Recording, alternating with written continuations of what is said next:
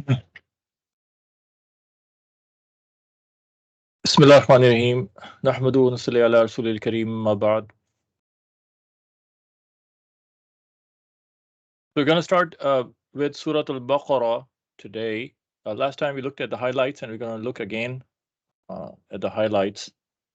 So some of the blessings we looked at yesterday was Shaitan runs away from the house where Surah Baqarah is recited, regularly recited. So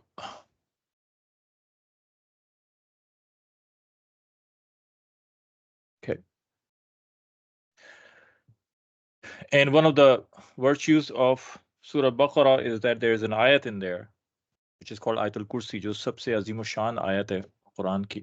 اور شیطان اس آیت کو اگر ہم سوتے وقت پڑھیں یا صبح پڑھیں تو شام تک حفاظت، شام پڑھیں تو صبح تک حفاظت ہوتی ہے. اچھا, some of the highlights of Surah Baqarah to keep in mind, there is a challenge of Quran to create a surah like it. آدم علیہ السلام کی سٹوری ہے اس کے اندر کہ آدم علیہ السلام کو بنایا اور پھر اس کے بعد ان کو خلیفہ بنایا اور پھر فرشتوں سے سوال جواب، اور یہ پوری سٹوری جو ہے ابھی ہم انشاءاللہ مختصراً اس کو بیان کریں گے. تو یہ آدم علیہ السلام کی سٹوری اس کے اندر موجود ہے. یہودیوں کے بارے میں بہت تفصیل سے بات کی، اور یہودیوں کے بارے میں بات تقریباً ہر پارے میں ملے گی آپ، کیونکہ ان کے فتنوں سے اور ان کی چالاکیوں، ان کی عیاریوں سے اللہ پاک نے بار بار ہمیں وارن کیا کہ ان کے ساتھ مستقل انٹریکشن رہے گا، اور وہ انتہائی عیار اور چالاک اور نقصان پہنچانے والی قوم ہے. تو ان سے بچ کے رہنا ہے، ان کی کیا سائیکالوجی سب اللہ تعالیٰ نے بیان کی. پھر اس کے بعد بلیک میجک کا رواج بنی اسرائیل میں ہو گیا تھا، ہاروت ماروت فرشتے بھیجے گئے تھے، ان کی سٹوری آتی ہے. سٹوری آف ابراہیم علیہ السلام، اسماعیل علیہ السلام، اور ابراہیم علیہ السلام کا نمرود کے ساتھ جو مناظرہ ہوا، ڈبیٹ ہوئی اور آرگیومنٹس ہوئے، وہ ہیں. پھر قبلہ بدل گیا تھا، چینج آف قبلہ ہوا. بیت المقدس پہلے قبلہ تھا، اس کی طرف رخ کر کے مسلمان نماز پڑھتے تھے. اس کے بعد پھر کعبہ شریف کو بنا دیا گیا، اور وہ اس کے بارے میں آیتیں ہیں. اور پھر اس کے بعد بے شمار آیتیں جو ہیں وہ احکام کے بارے میں، حج اور عمرہ، قصاص، فاسٹنگ، مرتد کے کیا احکام ہے، مشرک عورتوں کے ساتھ نکاح کے بارے میں کیا احکام ہے، حیض کے احکام ہے، طلاق کے ہیں، بریسٹ فیڈنگ جسے رضاعت کہتے ہیں، اور سود کے بارے میں ساری باتیں. تو ونس اگین اس کو ہم دیکھ لیتے ہیں، یہ ہمارے ذہن میں اگر رہ جائیں تو ایک خلاصہ ہمارے ذہن میں، ایک سمری ہمارے ذہن میں رہ جائے گی صورتوں کے بارے میں. تو ہائی لائٹس تو سورۃ بقرہ ایک دفعہ دوبارہ دہرا لیتے ہیں کہ کیا کیا ہے. کہ نمبر 1، اور آپ بھی دہرائیں اپنے پاس تاکہ آپ کی بھی یاد دہانی اس میں ہو جائے. نمبر 1، قرآن کا چیلنج کہ ایک ایسی صورت بنا کے لاؤ، یہ ایک چیلنج دیا. نمبر 2، آدم علیہ السلام کا قصہ اور کہانی. نمبر 3، یہودیوں کے بارے میں تفصیلی کی سائیکالوجی کو بتانا. ٹھیک ہے. اس کے بعد نمبر 4، ہاروت اور ماروت کا قصہ، جادو، بلیک میجک جو یہودیوں میں آ گیا تھا. نمبر 5، ابراہیم علیہ السلام، اسماعیل علیہ السلام اور کی کہانی، اور پھر نمرود کے ساتھ ان کے انکاؤنٹرز. اور پھر 6، قبلہ بدلنا. اور پھر 7، مختلف احکام بیان ہوا اس کے اندر. تو یہ اور اس کو سمرائز کر دیں، اور موٹی موٹی چیزیں اگر ذہن میں رہیں تو آدم علیہ السلام کا قصہ ہے، یہودیوں کے بارے میں تفصیلی باتیں، ابراہیم علیہ السلام اور اسماعیل علیہ السلام اور نمرود کا قصہ ہے اس کے اندر. اور قبلہ، تحویل قبلہ یعنی قبلہ بدلنے کی آیات ہیں، اور پھر بہت سارے احکام ہیں اس کے اندر. اچھا جی، یہاں بھی یہاں تک ہم پہنچ گئے تھے. ہم نے کچھ ٹرمز ڈیفائن کی تھی، مشرکین، منافقین. یہ ہم اہل الکتاب جو ہیں، مشرکین وہ ہیں جو اللہ کو مانتے ہیں لیکن اللہ کے ساتھ کسی اور کو بھی مانتے ہیں، اور جس کو مانتے ہیں اللہ کے علاوہ اس کو عبادت کے درجے میں مانتے ہیں، اس کی عبادت بھی کرتے ہیں. اس کو شرک کہتے ہیں. اگر کسی اور سے آپ کچھ تعلق رکھیں، عقیدت رکھیں، لیکن عبادت نہ کریں اس کی، تو یہ شرک نہیں کہلائے گا. شرک اس وقت بنتا ہے، اصلی شرک اس وقت بنتا ہے جب اللہ کے علاوہ کسی کو عبادت کی نیت سے سجدہ کیا جائے. ایک چیز ہے کہ تعظیم کے لیے، عظمت دینے کے لیے، عزت دینے کے لیے آدمی کسی کے آگے جھک رہا ہے، وہ بھی جائز نہیں ہے. امت محمدیہ کے اندر اس کو یہ بھی حرام ہے، لیکن وہ شرک نہیں بن جاتا. اصل شرک وہ بنتا ہے کہ عبادت کی نیت سے کسی کے آگے جھکا جائے، اس کی عبادت کی جائے. تو مشرکین وہ ہیں جو اللہ کو مانتے تھے. قرآن میں اللہ نے ان کے بارے میں ذکر کیا ہے کہ آپ اے رسول، آپ ان سے پوچھیں، مشرکین سے، کہ زمین و آسمان کس نے بنایا؟ وہ آپ سے کہیں گے کہ اللہ نے بنایا. تو اللہ کو مانتے تھے لیکن اللہ کے ساتھ بتوں کو بھی مانتے تھے. یہ بھی ان کو بھی اللہ نے پاور دی ہوئی ہے، یہ بھی کروا سکتے ہیں. منافقین، یہ بات ہوئی تھی کہ منافقین وہ ہیں جو دلوں میں جھوٹ بولتے ہیں کہ ہم مسلمان ہو گئے، لیکن اصل میں مسلمان نہیں ہوتے. اور یہاں پہ میں نے وہ بھی ذکر کیا تھا کہ بعض لوگوں نے بعض مسلمان اس سے غلط فہمی کا شکار ہو گئے، چونکہ ان کا مطالعہ نہیں تھا، انہوں نے صحیح جگہ سے پڑھا نہیں تھا، لہٰذا وہ صحابہ کو بھی منافقین سمجھتے تھے، منافقین کو بھی صحابی سمجھتے تھے، اور سورہ منافقون جو اتری تھی اس کو کہتے تھے کہ تو صحابہ کے بارے میں اتری ہے، کیونکہ منافقین جو تھے وہ صحابہ تھے، تو نعوذ باللہ صحابہ منافق کبھی بھی نہیں ہو سکتا، اور صحابی کہتے ہی اسے ہیں جو ایمان کی حالت میں نبی پاک صلی اللہ علیہ وسلم کی زیارت ہوئی اور ایمان ہی پہ ان کا اختتام ہوا اور خاتمہ ہوا، ان کی موت ہوئی، اس کو صحابی کہتے ہیں۔ اور منافق تو شروع سے ہی ایمان نہیں لائے، وہ تو جھوٹ بولتے تھے، تو یہ تو مسلمان تھے ہی نہیں، دھوکہ دیتے تھے، اس لیے ان کو منافق کہتے ہیں۔ اہل الکتاب وہ لوگ ہیں جن کے اوپر اللہ کی، جو یہود اور نصارہ کے لیے یہ خطاب استعمال ہوتا ہے، یعنی کہ وہ جن کے اوپر اللہ کی کتابیں نازل ہوئیں۔ تو یہ دو ہی قومیں ہیں جو اہل کتاب جن کو اللہ نے قرآن میں اور اللہ کے رسول نے اہل کتاب کا ہے، اور وہ ہے یہود اور نصارہ، کرسچنس اور جیوز۔ اس کے علاوہ اور جتنی بھی قومیں کوئی ہیں، ہندو بھی دعویٰ کرتے ہیں ان کے پاس بھی کوئی آسمانی کتاب ہے، وید اور پتہ نہیں کیا کیا، دوسری گیتا اور یہ ساری چیزیں، تو اس میں سے وید ہی کا دعویٰ کرتے ہیں، وہ باقی تو کسی اور کی لکھی ہوئی ہیں، وہ کہتے ہیں۔ اور بھی کوئی قومیں ہوں گی جو دعویٰ کرتے ہوں گی، لیکن اس کے باوجود ہم کسی کو بھی اہل کتاب نہیں کہیں گے، اہل کتاب صرف جیوز اور کرسچنس، یہود اور نصارہ کے لیے۔ ملحد، ایتھیسٹ، جو انکار، الحاد کہتے ہیں اسٹیبلش شدہ فیکٹ کا انکار کر دینا، تو اللہ کا جو انکار کر دیتا ہے، مانتا ہی نہیں کہ کوئی خدا ہے، اس کو ملحد کہتے ہیں۔ ان سب کو کفار کہا جاتا ہے، یہ سب ہیں وہ جنہوں نے حق کا انکار کیا، حق کو چھپایا اور قبول نہیں کیا، یہ سب کفار کے اندر آ جاتے ہیں، اور اس کی پھر مزید سب ٹائپس ہیں ایک طرح سے۔ پھر سورہ بقرہ کے اندر یہ بیان ہوتا ہے کہ وَإِذَا قِيلَ لَهُمْ لَا تُفْسِدُوا فِي الْأَرْضِ قَالُوا إِنَّمَا نَحْنُ مُصْلِحُونَ أَلَا إِنَّهُمْ هُمُ الْمُفْسِدُونَ وَلَكِنْ لَا يَشْعُرُونَ،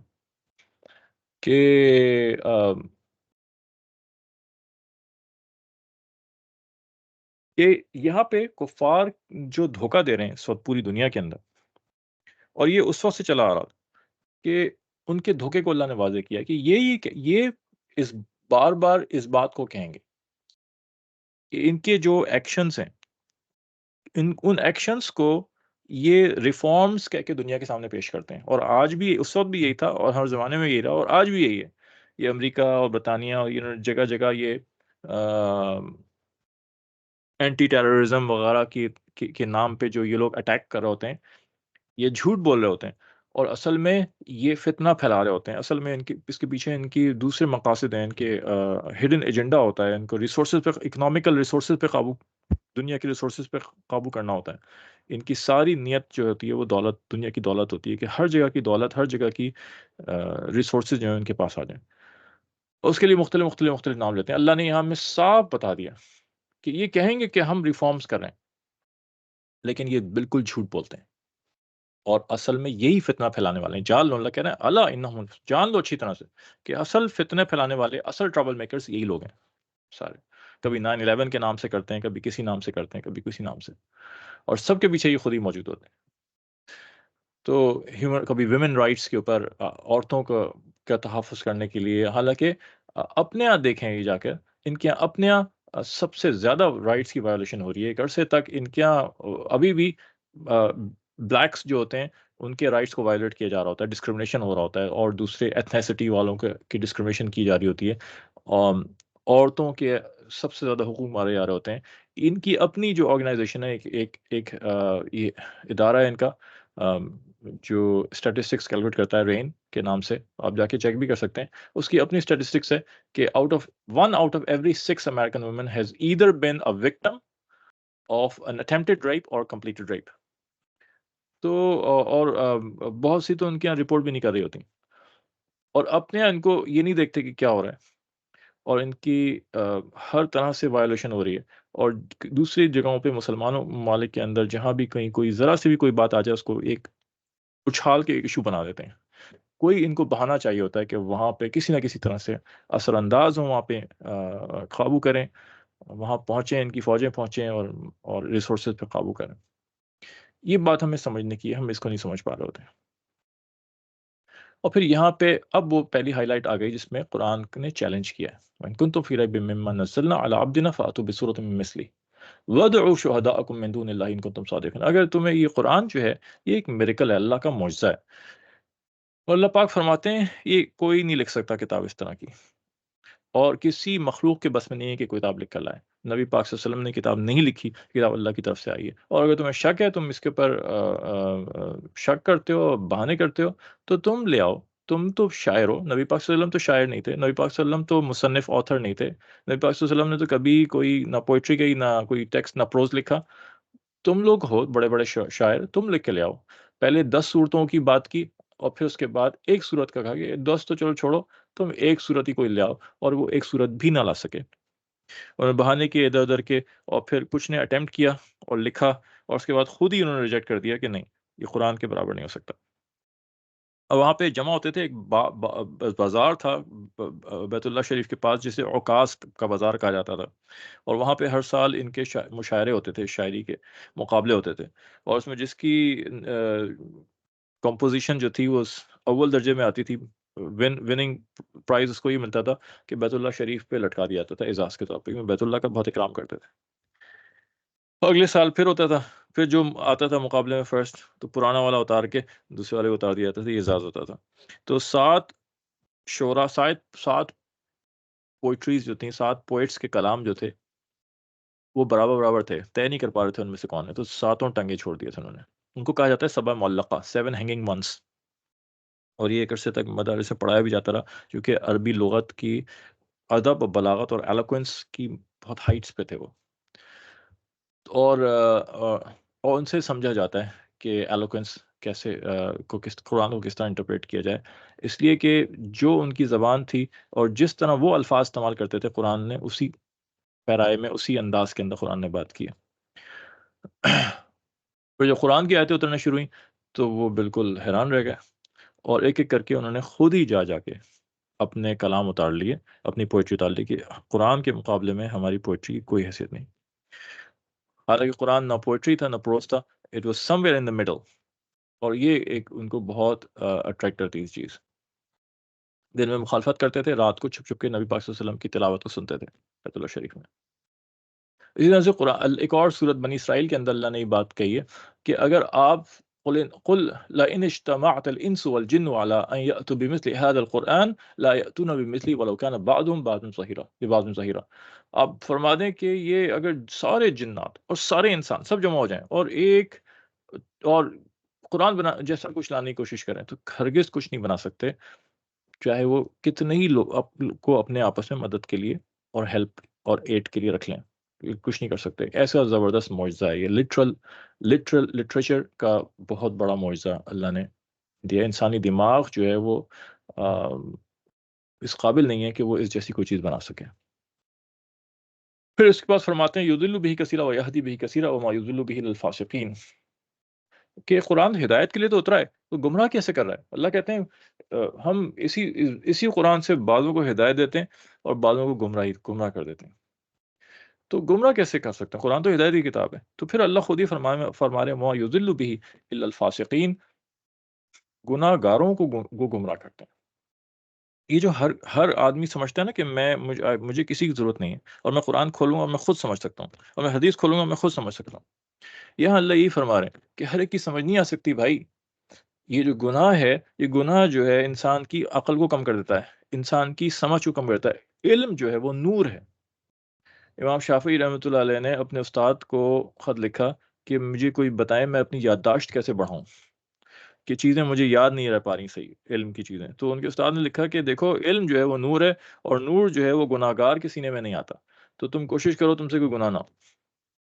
تو فاسق کہتے ہیں گناہ گار کو، جو اللہ کے حکموں کو کھلے عام توڑ رہا ہو یا چھپ کے توڑ رہا ہو یا توڑ رہا ہو کسی بھی طرح سے۔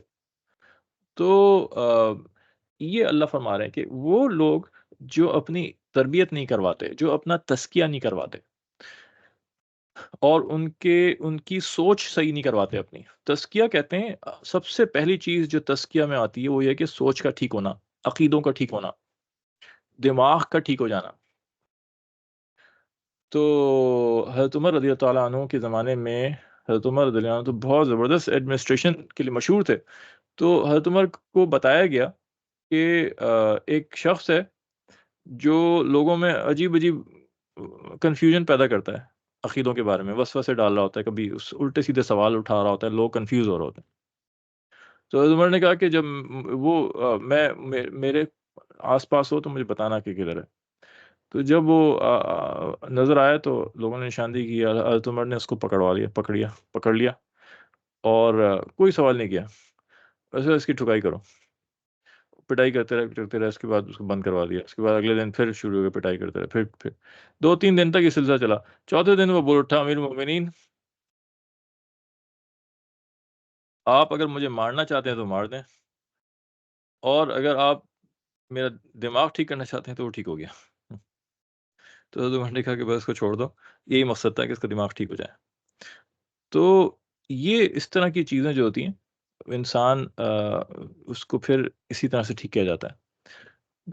تو یہ چیز جب تک سوچ ٹھیک نہ ہو جائے، جب تک فکر ٹھیک نہ ہو جائے، جب تک پری ریکوزٹس کسی چیز کے پورے نہ ہو جائیں، کیسے آپ علم حاصل کر سکتے ہیں؟ ہر چیز سے کچھ نہ کچھ پری ریکوزٹس ہوتے ہیں۔ کوئی بھی علم آپ سیکھنا چاہیں، آپ فزکس سیکھنا چاہیں، اس کے کچھ پری ریکوزٹس ہوں گے۔ آپ کو فزکس ایک خاص طریقے سے سوچنا سکھائے گا پہلے استاد، کہ بھئی فزکس کے بارے میں سوچتے کیسے ہیں، چیزوں کے بارے میں، کائنات کے بارے میں کیسے سوچتے ہیں۔ پھر اس کے بعد آپ کو پڑھانا شروع کیا جائے گا۔ آپ کو فلسفہ اگر آپ پڑھنا شروع کریں گے، فلسفی، تو فلسفی کا استاد پہلے آپ کو سوچنا سکھائے گا کہ فلسفی میں ہم کیسے چیزوں کو لے کے چلتے ہیں، ہم کیسے ان کو دیکھتے ہیں، ہم کیسے پرسیو کرتے ہیں، ہم ان کے بارے میں سوچتے ہیں۔ اس کے بعد آپ کو پھر علم منتقل ہو، ہر چیز میں ایسا ہی ہوتا ہے، کچھ پری ریکوزٹس ہوتے ہیں، سوچ کو ٹھیک کیا جاتا ہے۔ دین کے بارے میں بھی یہی ہے کہ آپ قرآن کھول کے بیٹھ رہے ہیں، آپ پہلے اپنی سوچ تو ٹھیک کریں، آپ پہلے سمجھے تو صحیح کہ کس نیت سے پڑھنا ہے اور کس نظر سے دیکھنا ہے۔ جب اس کے بغیر شروع کیا جائے گا تو آدمی گمراہی کی طرف جائے گا، پھر الٹے سیدھے خیالات نکالے، الٹے سیدھے اعتراضات نکالے گا۔ تو اللہ نے ان لوگوں کے بارے میں یہی فرمایا کہ قرآن کھولتے ہیں اور پھر اعتراض شروع کر دیتے ہیں، اللہ نے یہ مثال کیوں دی، اللہ نے یہ مثال کیوں دی، یہ تو سوٹ نہیں کر رہا اللہ کو، اللہ نے مکھی مچھر کی مثالیں کیوں دی ہیں، یہ تو اللہ کے لیے عیب کی بات ہے، یہ تو بہت حقیر چیزیں۔ تو اللہ جواب میں کہتا ہے اللہ جس چیز کی چاہے مثال دے۔ اور ایمان والے جو ہیں وہ یہ کہتے ہیں کہ نہیں، سب کچھ اللہ کی طرف سے، سب حق ہے، اور ان کی سمجھ وہاں تک پہنچ جاتی ہے جس چیز کی طرف اللہ جانا چاہ رہا ہے، اور جو لوگ گناہوں میں مبتلا ہیں وہ کنفیوژن کا شکار ہو جاتے ہیں اور اس میں سے الٹی سیدھی باتیں کر رہے ہوتے ہیں۔ تو یہ چیز سمجھنے والی ہے۔ ایک کیا کہتے ہیں، ایک اور جگہ فرمایا اللہ سبحانہ تعالیٰ نے کہ یؤتی الحکمت لمن یشاء، کہ یؤتی الحکمت من یشاء، کہ اللہ جسے چاہے حکمت دے، ومن یؤت الحکمت فقد اوتی خیرا کثیرا، اور جسے حکمت دے دی گئی، جسے سمجھ دے دی گئی، اسے بہت بڑی خیر مل گئی، اسے بہت بڑا انعام مل گیا اللہ کی طرف سے۔ اب اس کے بعد آدم علیہ السلام کی کہانی شروع ہوتی ہے۔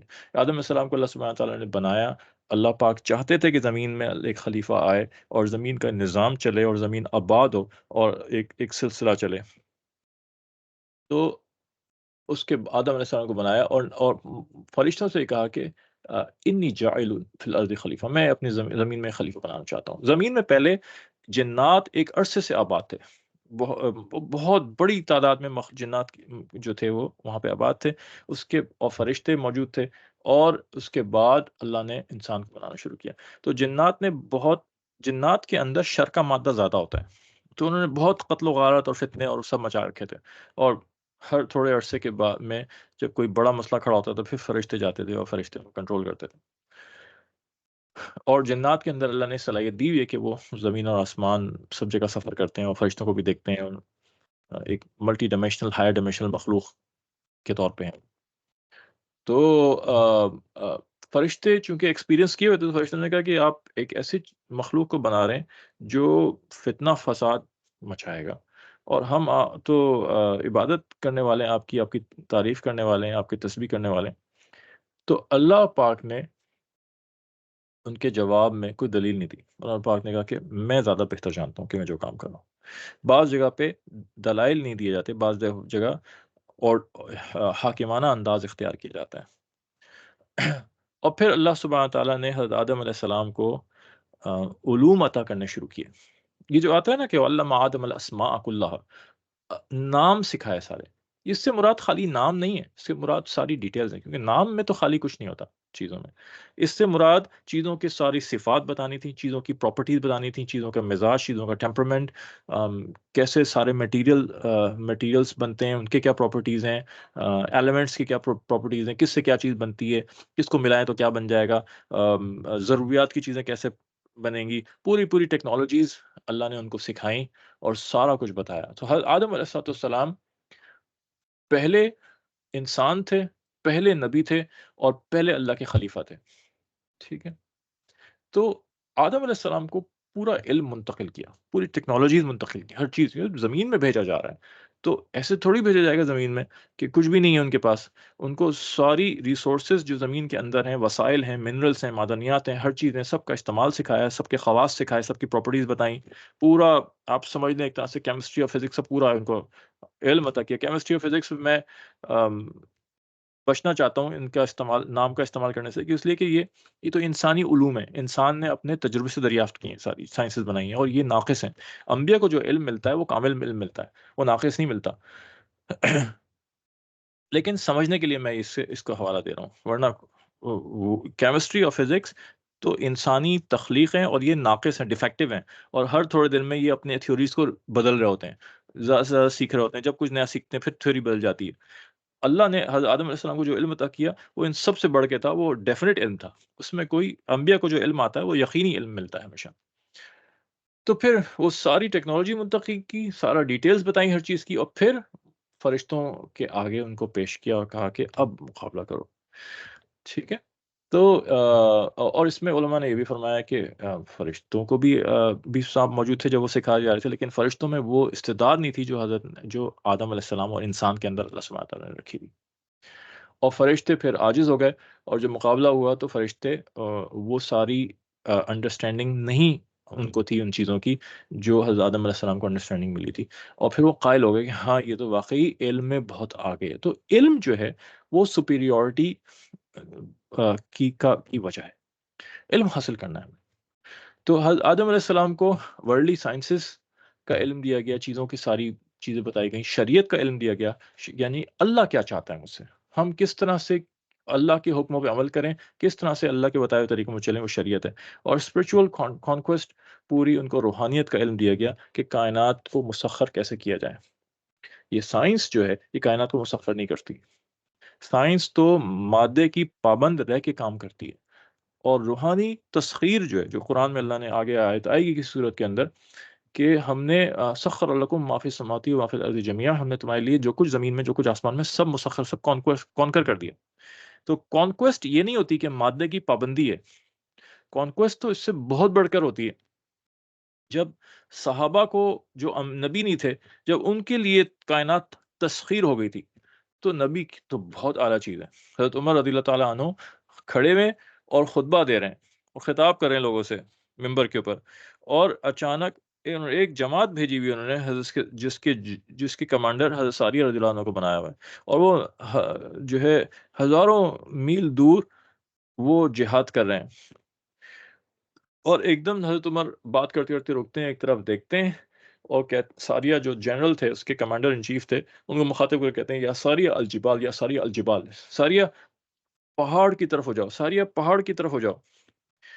اور دو تین جملے بول کے اس کے بعد پھر دوبارہ سے لوگوں کی طرف متوجہ ہوتے ہیں، اور پھر اپنا بیان شروع کر دیتے ہیں۔ جب بیان ختم ہوتا ہے لوگ پوچھتے ہیں کہ کیا آپ نے بات کی تھی، ہمیں تو سمجھ میں نہیں آیا، ایک دم سے ساریہ تو یہاں نہیں ہے، وہ تو پتہ نہیں کہاں ہے۔ تو حضرت عمر رضی اللہ عنہ فرمانے لگے کہ میں بات کرتے کرتے یہ پر کیفیت طاری ہوئی، اللہ نے میرے آنکھوں کے درمیان سے اس ساریہ کی فوج کے درمیان جتنا فاصلہ تھا، وہ سارا فاصلہ ختم کر دیا، جتنی رکاوٹیں تھیں سب رکاوٹیں ختم ہو گئیں، اور مجھے ساریہ کی فوج پوری نظر آنے لگی دشمن کے ساتھ جہاد کرتی ہوئی، اور مجھے نظر آیا کہ ساریہ جو ہیں وہ پیچھے ہٹ رہے ہیں، اور وہ فوج دشمن کی ان کے اوپر غالب آ رہی ہے۔ تو مجھے نظر آیا کہ اگر اسٹریٹجک پوائنٹ آف ویو سے اگر پہاڑ کو اپنے پیچھے لے لیں تو ان کو زیادہ فائدہ ہوگا۔ تو میں نے میرے بے ساختہ میرے منہ سے نکلا، ساریہ پہاڑ کو اپنے پیچھے لے لو اور پھر مقابلہ کرو، اور یہ منظر تھوڑی دیر میرے سامنے رہا پھر غائب ہو گیا۔ جب کافی عرصے کے بعد جب ساریہ واپس آئے تو انہوں نے بتایا امیر المومنین، ہمیں آپ کی سجیشنز پہنچ گئے تھے، ہمیں آپ کی آواز آئی تھی، اور ہم نے آپ کی بات پہ عمل کیا، اور ہمیں اللہ نے فتح دی۔ یہ ہے تسخیر، اس میں کوئی موبائل نیٹ ورک نہیں تھا ان کے ساتھ، مادے کی پابندی نہیں تھی، کوئی اسمارٹ فون نہیں تھا جس میں تصویر آ رہی ہو، اس میں آواز آ رہی ہو، کوئی الیکٹرو میگنیٹک ویوز نہیں چل رہی تھیں، بلکہ اللہ نے مادے کو محتاج کر دیا، اللہ نے سرنڈر کروا دیا حضرت عمر رضی اللہ عنہ کے آگے. یہ اس کو تسخیر کہتے ہیں. اس میں مادے کی محتاجگی نہیں ہے. سائنس تو مادے کے محتاج رہ کے کر رہی ہے کام سارے، مادے کی صفات کی محتاج ہے. انبیاء علیہ السلام کو تسخیر دی گئی تھی. حضرت داؤد علیہ السلام جو تھے وہ لوہے کو ہاتھ لگاتے تھے، لوہا پگھل جاتا تھا. حالانکہ آج ہم جانتے ہیں کہ بہت زیادہ ہائی ٹیمپریچر چاہیے اس کو پگھلانے کے لیے، لیکن یہ سارے فزیکل لاز ان کے لیے بے معنی تھے.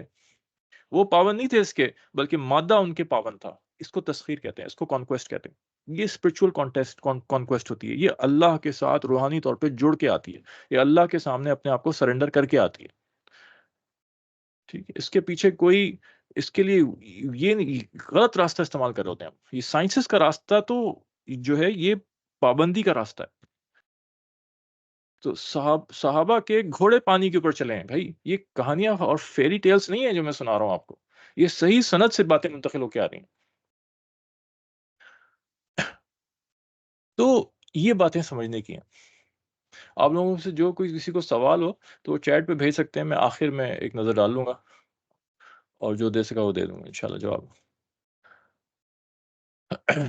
تو یہ باتیں سمجھنے کی ہیں کہ ہم اس غلط فہمی سے نکلیں. سب سے پہلے تو ہم نے سائنس کو سب کچھ سمجھا ہوا ہے، اور سائنس کے ذریعے سے ہم تسخیر کرنے جا رہے ہیں. نہیں، آپ سائنس ضرور استعمال کریں، ہم اس کو منع نہیں کر رہا. میں اس کو اپنے فائدے کے لیے ضرور استعمال کریں، لیکن یہ ناقص کانکویسٹ نہیں ہے. یہ اس کو کانکویسٹ، وہ کانکویسٹ نہیں ہے، وہ تسخیر نہیں ہے جس کو اللہ نے وعدہ کیا گیا.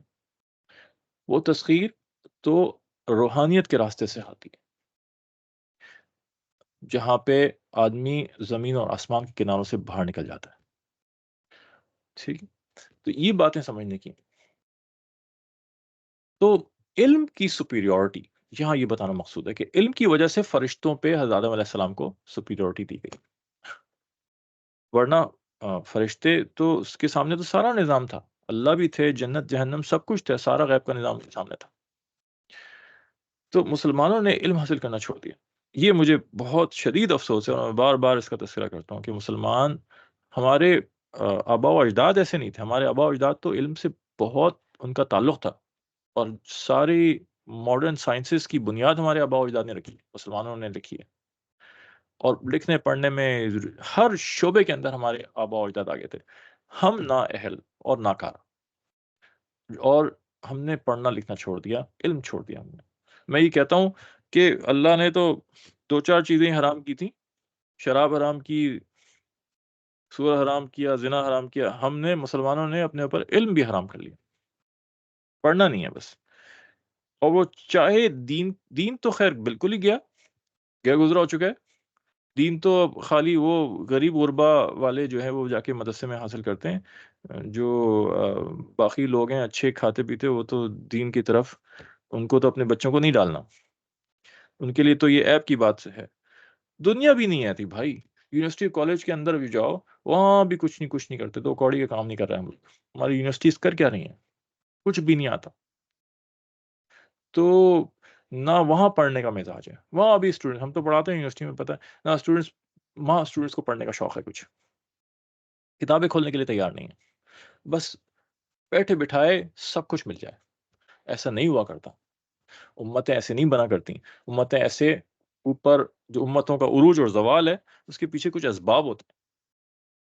یہ سمجھنے کی چیزیں ہیں. علامہ اقبال نے بہت زبردست شعر کہا: خدا تجھے کسی طوفان سے آشنا کر دے کہ تیرے بحر کی موجوں میں اضطراب نہیں. تجھے کتاب سے ممکن نہیں فراغ کہ تو کتاب خواہ ہے مگر صاحب کتاب نہیں. تو کہہ رہے ہیں مسلمان جو ہے وہ تو ٹھنڈا پڑ گیا. اس کی تو بس موجیں جو ہیں اس میں کوئی طوفان ہی، کوئی اچھال ہی نہیں ہے، کچھ اس میں تڑپ ہی نہیں ہے. تو کہہ رہے ہیں اللہ تمہیں، تمہارا کوئی طوفان ڈال دے، تمہیں ہلا دے تمہیں. تو اس وقت یہ جو پورا دنیا میں جو مسائل مسلمانوں میں آئے ہوئے ہیں، یہ اسی لیے آئے ہوئے ہیں ہلانے کے لیے کہ طوفان ڈالا گیا ہے. یہ تو کسی کام کے نہیں رہے. اور علامہ اقبال کے زمانے میں تو شاید کتاب پڑھنے والے لوگ ہوں گے، کہتے ہیں کہ تم ابھی کتاب پڑھنے والے ہو خالی، تمہیں تو آتھر ہونا چاہیے بھائی، صاحب کتاب ہونا چاہیے۔ تو ہمارے اس وقت تو شاید پڑھنے والے موجود ہوں گے، لیکن آج تو پڑھنے والے بھی نہیں رہے۔ تو پھر اس کے بعد حضرت آدم علیہ السلام جو تھے، پھر ان کو اور پھر حوا علیہ السلام کو بنایا، اور اس کے بعد اللہ سبحانہ تعالیٰ نے ان کو جنت میں ان کو رکھا، اور ان کو آزمائش کے لیے ایک درخت کے پاس جانے سے منع کر دیا کہ اس کا پھل نہیں کھانا ہے۔ اور اچھا، اس سے پہلے یہ ہوا تھا کہ جب آدم علیہ السلام ٹیسٹ اور فرشتوں کے ساتھ ان کا مقابلہ کرایا، اس کے بعد اللہ نے سجدے کا حکم دیا، سب کو کہا کہ سجدے میں گر جاؤ۔ تو سارے فرشتوں نے سجدہ کیا، شیطان جو تھا ابلیس، اس نے سجدہ نہیں کیا، اور اس نے تکبر کیا، اس نے اکڑ کیا، اس نے انکار کر دیا۔ اللہ نے پوچھا بھی تم نے کیوں نہیں سجدہ کیا جبکہ میں نے حکم دیا تھا؟ تو یہ دوسری صورت کے اندر آیا تھا، یہ اس میں نہیں ہے۔ تو اس نے ایک دلیل دی، اور اس نے کہا کہ میں ان سے بہتر ہوں۔ یہ کبر کیا، اس نے تکبر کیا، اس نے کہ میں آدم علیہ السلام سے بہتر ہوں۔ پھر دلیل کیا دی اس نے کہ خلقتنی من نار و خلقتہ من طین، میں بہتر اس لیے ہوں کہ مجھے آگ سے پیدا کیا اور اس کو مٹی سے پیدا کیا، آگ مٹی سے بہتر ہے۔ ایک دلیل دے دی۔ اچھا، یہ کہاں سے تمہیں پتہ چل گیا یہ کہ آگ مٹی سے بہتر ہے؟ چلو یہ تو بات پتہ چل گئی کہ تم آگ سے بنے ہو اور یہ مٹی سے بنے، یہ دلیل کہاں سے سینس بن رہی ہے کہ آگ مٹی سے بہتر ہے؟ یہ دلیل اس کی خود ساختہ دلیل ہے۔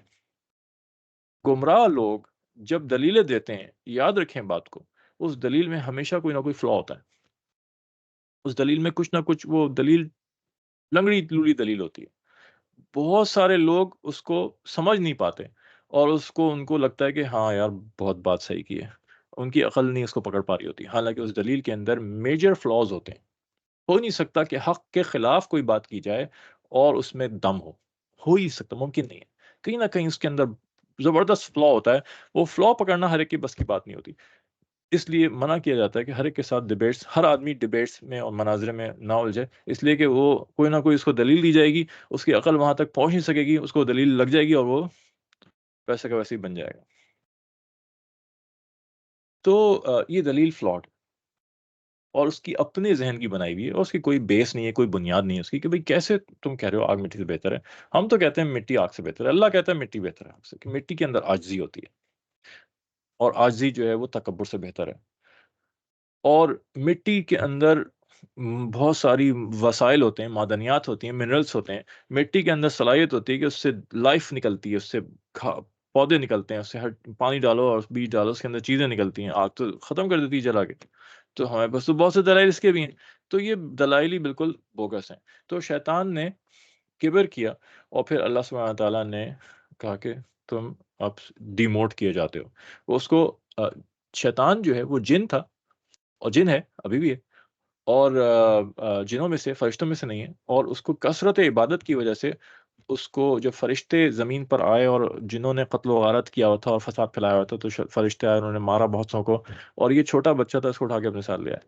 اور پھر اللہ سبحانہ تعالیٰ نے کہ اس نے بہت عبادت کی اور اللہ کا قرب حاصل اس کو ہوا ایک درجے کا، تو وہیں پہ رہتا تھا، فرشتوں کے مزاج کو سمجھتا تھا، اللہ سبحانہ تعالیٰ کی معرفت اس کو حاصل تھی۔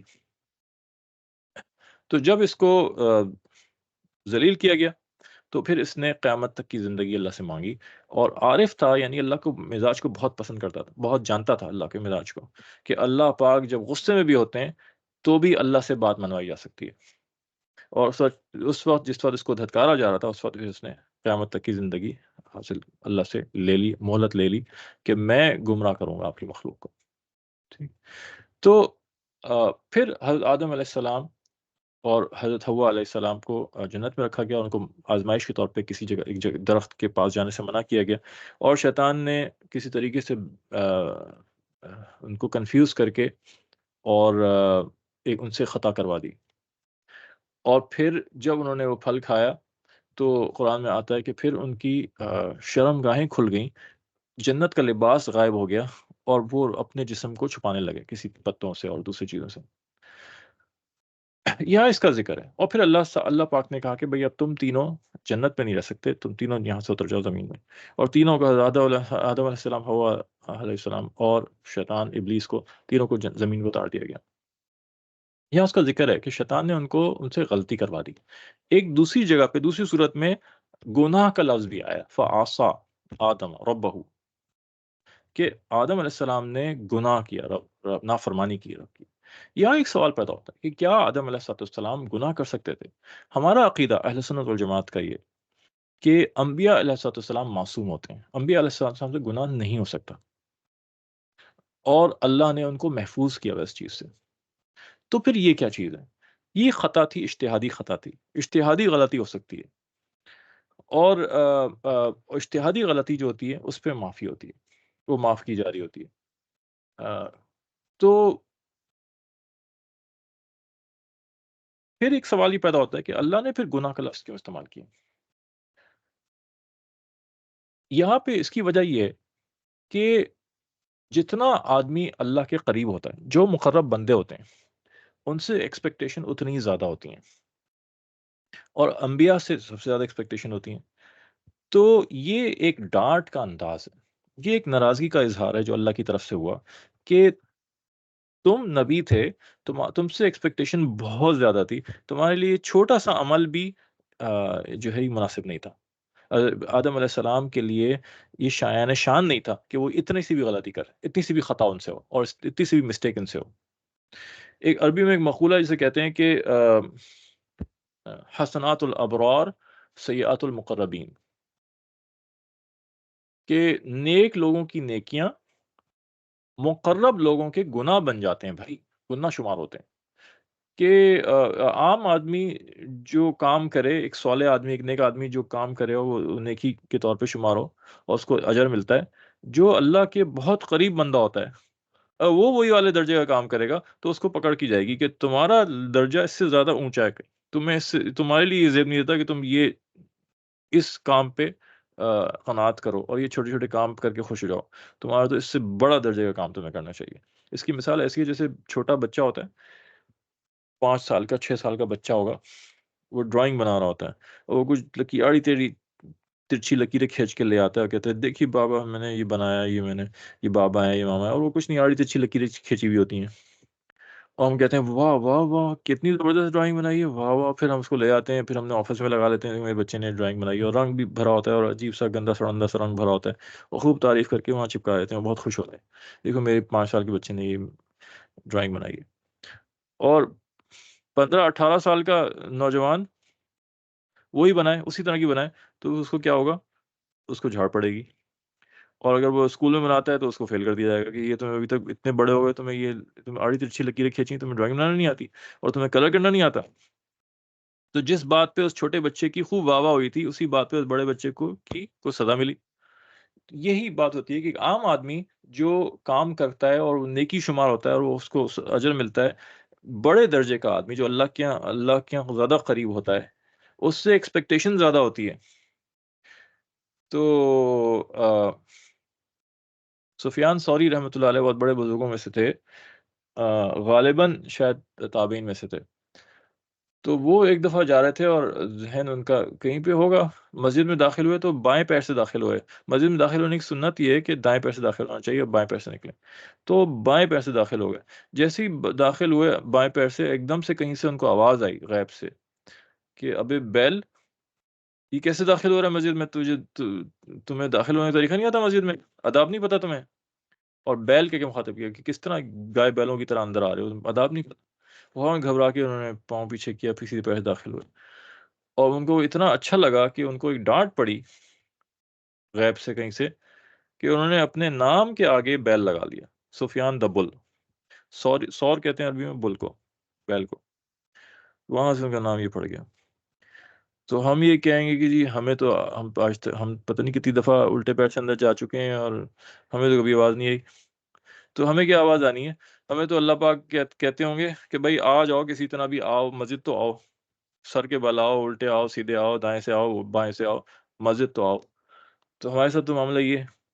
تو یہ انبیاء علیہ السلام کا یہ چیز ہے۔ بعض لوگ اس کے اندر ان ان اس طرح کے الفاظ جب انبیاء کے لیے استعمال ہوئے، بعض لوگ گمراہ ہو گئے اس کو دیکھ کے، جس کے اللہ نے قرآن میں کہا نا کہ ہم اسی سے قرآن سے بعض لوگوں کو گمراہ کر دیتے ہیں، اور جو وہ لوگ ہیں جو فاسق ہیں، گناہگار ہیں، جو نقل پہ عقل کو ترجیح دیتے ہیں، جنہوں نے عقل کو اس کی جگہ سے ہٹا کے بے جگہ استعمال کرنا شروع کر دیا۔ ہر جگہ عقل کی جگہ نہیں ہوتی ہے۔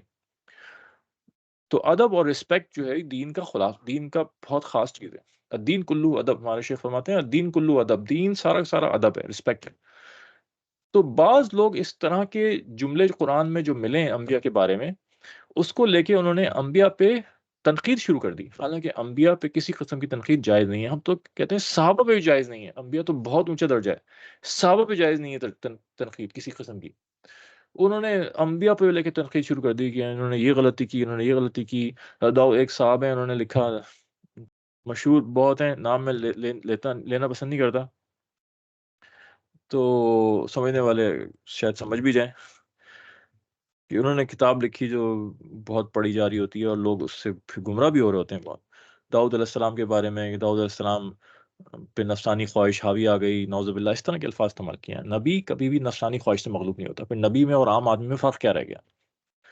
تو وہ اس طرح کے جملے جو قرآن میں ملے اس سے گمراہ ہو کے، اس سے غلط سمجھ کے الٹے سیدھے انہوں نے پھر صحابہ پہ خوب تنقیدیں شروع کر دیں، حالانکہ صحابہ پہ تنقید اللہ کے رسول صلی اللہ علیہ وسلم نے شدید منع فرمایا ہے۔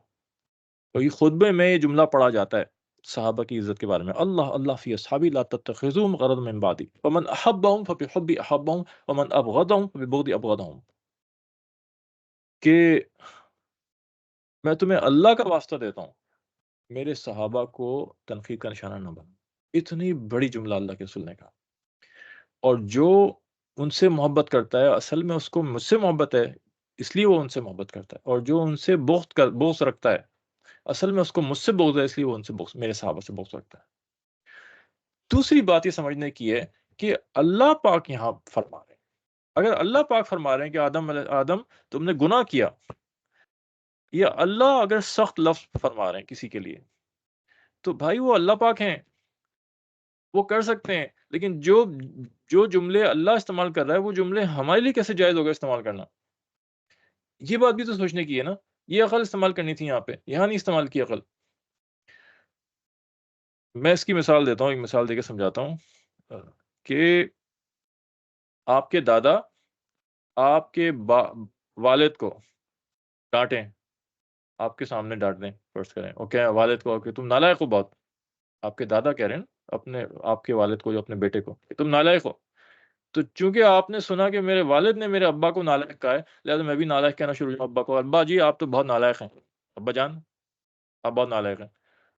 کہ کیوں؟ کہ دادا بھی کہہ رہے تھے آپ کے لیے۔ تو بھائی جو دادا استعمال کر سکتے ہیں وہ تو ابا ہیں اس کے، آپ بیٹا تھوڑی استعمال کرتا ہے وہ لفظ، اس کو تو عزت، بہت زیادہ عزت کا خیال رکھنا ہے۔ تو ہم ہرگز ہرگز ہم اپنی زبان کو پھسلنے نہ دیں صحابہ کے بارے میں، انبیاء کے بارے میں۔ تو یہاں یہ غلطی سے ہمیں بچنا ہے۔ اچھا، اب جو بھی ہوا، حضرت آدم علیہ السلام سے خطا ہوئی، اور گرچہ وہ گناہ نہیں تھا لیکن ان کے درجے کے مناسب نہیں ہونا چاہیے تھا، ٹھیک، یہ اللہ سبحانہ تعالیٰ فرمایا۔ تو اللہ کی بات پہ عمل نہیں ہو سکا کسی بھی درجے میں، کہیں چھوٹے درجے میں چاہیے صحیح، لیکن اللہ کی نہیں ہو سکا۔ یہاں سے علماء نے یہ فرمایا کہ غلطیوں کی وجہ سے نعمتیں چھن جاتی ہیں، جیسے جنت نکال لیا گیا، اور دنیاوی مصیبتیں میں مبتلا آدمی ہو جاتا ہے۔ نبی پاک صلی اللہ علیہ وسلم کی حدیث شریف ہے مستدرک حاکم کی، کہ بلا شبہ انسان گناہ کرنے کی وجہ سے رزق سے محروم کر دیا جاتا ہے۔ قرآن کے اندر ایک جگہ اللہ نے فرمایا کہ اگر یہ بستی کے رہنے والے ایمان لاتے اور تقوی اختیار کرتے، تقوی کہتے ہیں گناہ سے بچنے کو، واتقوا، اگر تقوی اختیار کرتے، لفتحنا علیہم برکات من السماء والارض، تو ہم ان پہ آسمان زمین کی برکتیں کھول دیتے۔ وَلَكِنْ كَذَّبُوا فَأَخَذْنَاهُمْ بِمَا كَانُوا يَكْسِبُونَ، لیکن انہوں نے جھٹلایا ہمیں، گناہ کیے، ہم نے ان کو پکڑ لیا۔ تو یہ بات سمجھنے کی بات ہے۔ اچھا، دوسری بات یہ ہوئی کہ جب اللہ کی بات کے خلاف ان سے سرزد ہوا، چاہے جس درجے میں بھی ہوا، چونکہ اللہ کی بات کے خلاف ہوا، جنت کا لباس اتر گیا، اور وہ اس سے پہلے واقف نہیں تھے کہ شرمگاہ کے کھلنے سے، اور جب جنت کا لباس اترا تو ان کو اپنی شرمگاہیں نظر آنے لگی، اور ان کو شرم آئی اور حیا آئی، اور وہ انہوں نے جنت کے پتوں سے اپنے آپ کو ڈھانکنا شروع کر دیا، آدم علیہ السلام نے اور اماں ہوا نے۔ تو یہاں علماء نے یہ فرمایا کہ گناہ جو ہوتا ہے، غلطیاں جو ہوتی ہیں، اللہ کا حکم توڑنا جو ہوتا ہے، یہ اس کے بے حیائی کا راستہ کھل جاتا ہے۔ تو اس وقت دنیا کے اندر جتنے بڑے گناہ ہو رہے ہیں، ان میں سب سے بڑا جو گناہ ہو رہا ہے وہ بے حیائی ہے۔ اس کی وجہ سے بے حیائی پھیل رہی ہے، اور بے حیائی کو پھیلایا جا رہا ہے، اور لباس اتارا جا رہا ہے جس کو اللہ نے آ، ستر چھپانے کا ذریعہ بنایا، جس کو اللہ نے خوبصورتی کا ذریعہ بنایا، وہ اتارا جا رہا ہے، اور بے حیائی کو رواج دیا جا رہا ہے۔ تو یہ جنت کے عمل نہیں ہے، جنت کا عمل تو حیا ہے۔ اس کے بعد نیکسٹ جو ہائی لائٹ تھی، دوبارہ سے ہم ایک دفعہ دہرا لیں سورہ بقرہ کی، کہ سب سے پہلے قرآن کا چیلنج کہ کوئی صورت بنا کے لے آؤ، دوسری ہائی لائٹ آدم علیہ السلام کا قصہ، اور تیسری ہائی لائٹ میں یہودیوں اور بنی اسرائیل کا تذکرہ۔ ٹھیک ہے، اب اس کے اندر بنی اسرائیل کا تذکرہ کیوں؟ اور قرآن کے تقریباً ہر پارے کے اندر یہودیوں کا تذکرہ ہے۔ اس کی وجہ یہ کہ نبی پاک صلی اللہ علیہ وسلم نے یہ فرمایا تھا اور یہ پیشن گوئی کی تھی کہ تم آ، بنی اسرائیل کے پیچھے چلو گے، یہودیوں اور عیسائیوں کے پیچھے چلو گے، اور جیسے جیسے جہاں جہاں جو جو حرکتیں وہ کریں تم بھی وہ حرکتیں کرو گے۔ ٹھیک، یہاں تک کہ اگر وہ کسی چھپکلی کے سوراخ میں گھس جاتے ہیں تو تم بھی گھس جاؤ گے۔ کیا مطلب ہوا؟ یعنی کہ ایک فضول حرکت ہے کہ کسی جانور کی سوراخ میں گھس جانا، تو یعنی کہ اگر وہ بالکل بیہودہ اور بالکل لغو اور بالکل لایانی اور فضول کام کریں گے تو تم بھی ان کے پیچھے پیچھے وہی کام کرو گے۔ اور پھر پوچھا گیا رسول اللہ صلی اللہ علیہ وسلم سے کہ رسول اللہ آپ کیا آپ کا اس سے مراد جو تھا کہ یہود اور نصارہ ہیں؟ کہ ہاں، اور کون ہو سکتا ہے؟ یہ بخاری کی حدیث شریف ہے۔ اور یہ ہو رہا ہے نا آج کل کہ الٹے سیدھے کام جو وہ لوگ کر رہے ہیں، ہم وہی نقل کر رہے ہیں اس کی۔ وہ لوگ ہیلوئین منا رہے ہیں تو ہم لوگ بھی ہیلوئین منانا شروع ہو گیا۔ ہیلوئین کی حیثیت کیا ہے؟ انتہائی احمقانہ اور نامعقول قسم کا ایک تہوار ہے، جس میں کوئی سینس نہیں، کوئی عقل نہیں۔ اچھے اچھے بڑے بڑے لوگ، سوبر سوبر سینسیبل لوگ الٹی سیدھی حرکتیں کر رہے ہوتے ہیں بھیس بدل بدل کے۔ اس کو آپ کبھی آفس میں ملیں، آپ کو لگے گا یار یہ بندہ، یہ میرا باس ہے، یہ بہت سوبر ہے، وہ بہت سمجھدار ہے، وہ آپ کو ہیلوئین میں ملے گا یا آپ کو ویکینڈ میں ملے گا پی پلاتے ہوئے تو الٹی سیدھے حرکتیں کر رہا ہوگا۔ یہاں یہ مراد ہے کہ اگر وہ کسی چھپکلی کے سراغ میں گھسیں گے، یعنی کہ انتہائی فضول واحد قسم کا کام کریں گے، تم بھی وہی کام کرو گے اس کے پیچھے، اور آج یہ امت ساری کی ساری اس میں لگی ہوئی۔ نبی پاک سے ایک اور حدیث شریف آتی ہے، یہ سنن ابن ماجہ کی حدیث ہے، اور کتاب الفتن میں، یعنی کہ اس زمانے میں جس میں فتنہ آئے گا، کہ اصل میں میری امت جو ہے وہ بنی اسرائیل کے پیچھے چلے گی، قدم ہر ایک ایک قدم ان کے پیچھے لے کے چلے گی، اور حتیٰ کہ ان میں سے جب کوئی ایک بہت ہی فحش اور گناہ کا کام کرے گا اپنی ماں کے ساتھ، تو میری امت میں بھی کوئی نہ کوئی ایسا ضرور آئے گا جو اس طرح کی حرکت کرے گا۔ اور بنی اسرائیل جو ہے وہ 72 فرقوں میں ٹوٹی، میری امت 73 فرقوں میں ٹوٹے گی، اور ان میں سے سارے جو ہیں وہ گمراہ ہوں گے سوائے ایک کے کہ وہ صحیح راستے پہ ہوگا۔ اور پھر فرمایا کہ کون سا ہوگا جو صحیح راستے پہ ہوگا؟ اب نبی پاک صلی اللہ علیہ وسلم نے فرمایا کہ کہ وہ ہوگا جو میرے راستے پہ اور میرے صحابہ کے راستے پہ ہوگا۔ تو یہاں سے اہل سنت والجماعت کا لفظ بھی نکلا کہ جو نبی پاک صلی اللہ علیہ وسلم نے فرمایا جو میرے راستے پہ ہوگا، میرے طریقے پہ ہوگا، اہل سنت، اور میرے صحابہ کے طریقے پہ ہوگا، جماعت صحابہ، اہل الجماعت، یعنی کہ صحابہ کے طریقے پہ ہوگا، تو اہل سنت والجماعت۔ اور ایک اور حدیث شریف کے اندر باقاعدہ اہل سنت والجماعت کا نام بھی آتا ہے کہ یہ مین سٹریم مسلمان، یہ صحیح راستے پہ چلنے والے مسلمان۔ تو بنی اسرائیل کا تھوڑا سا دیکھ لیتے ہیں کہ کیا ہے کہ حضرت یعقوب علیہ السلام کا لقب تھا اسرائیل۔ اسرائیل عبرانی زبان کا لفظ ہے جس کے معنی ہے عبداللہ، اللہ کا بندہ۔ عبداللہ عربی میں ہے اسرائیل، بنی بچوں کو کہتے ہیں، اولاد کو کہتے ہیں۔ بنی اسرائیل یعنی یعقوب علیہ السلام کی اولاد۔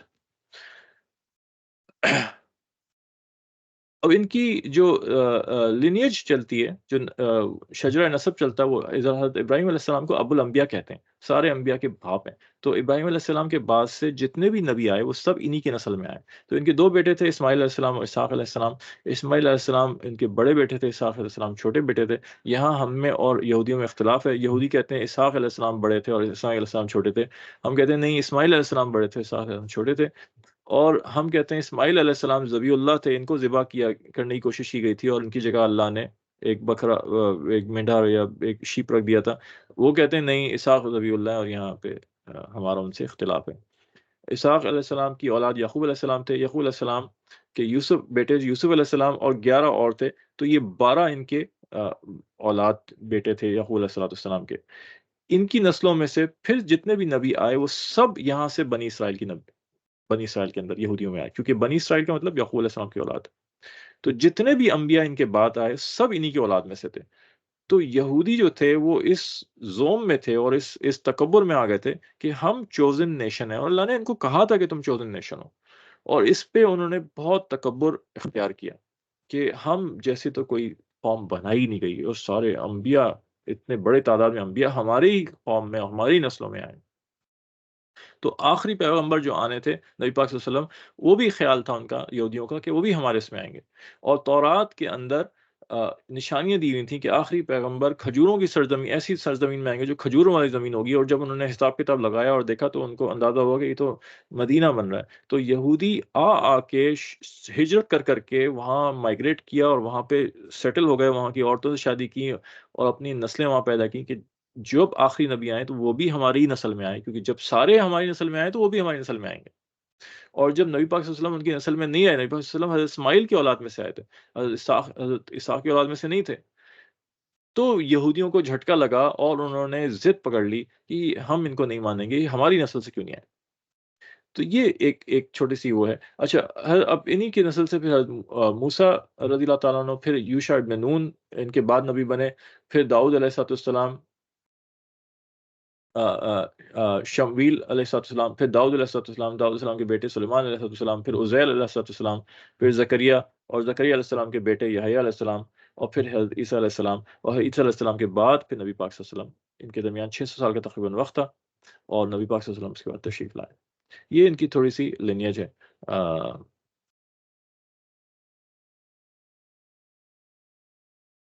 اور اللہ سبحانہ تعالیٰ نے تفصیلی تذکرہ کیا یا بنی کہ اے یہودیوں، تم یاد کرو ہم نے تمہیں بہت نعمتیں دی اور بہت احسان تمہارے پہ کیے تھے. اور اللہ نے یہ بات خود بولی ہے کہ یا بنی اسرائیل اذکروا نعمتی التي انعمت علیکم وانی فضلتکم علی العالمین، کہ اے یہودیوں، تمہیں میں نے چوزن نیشن بنایا تھا، تمہیں میں نے ساری قوموں میں، ساری امتوں میں تمہیں میں نے فضیلت دی تھی، لیکن تم نے سارے میرے احکام توڑے.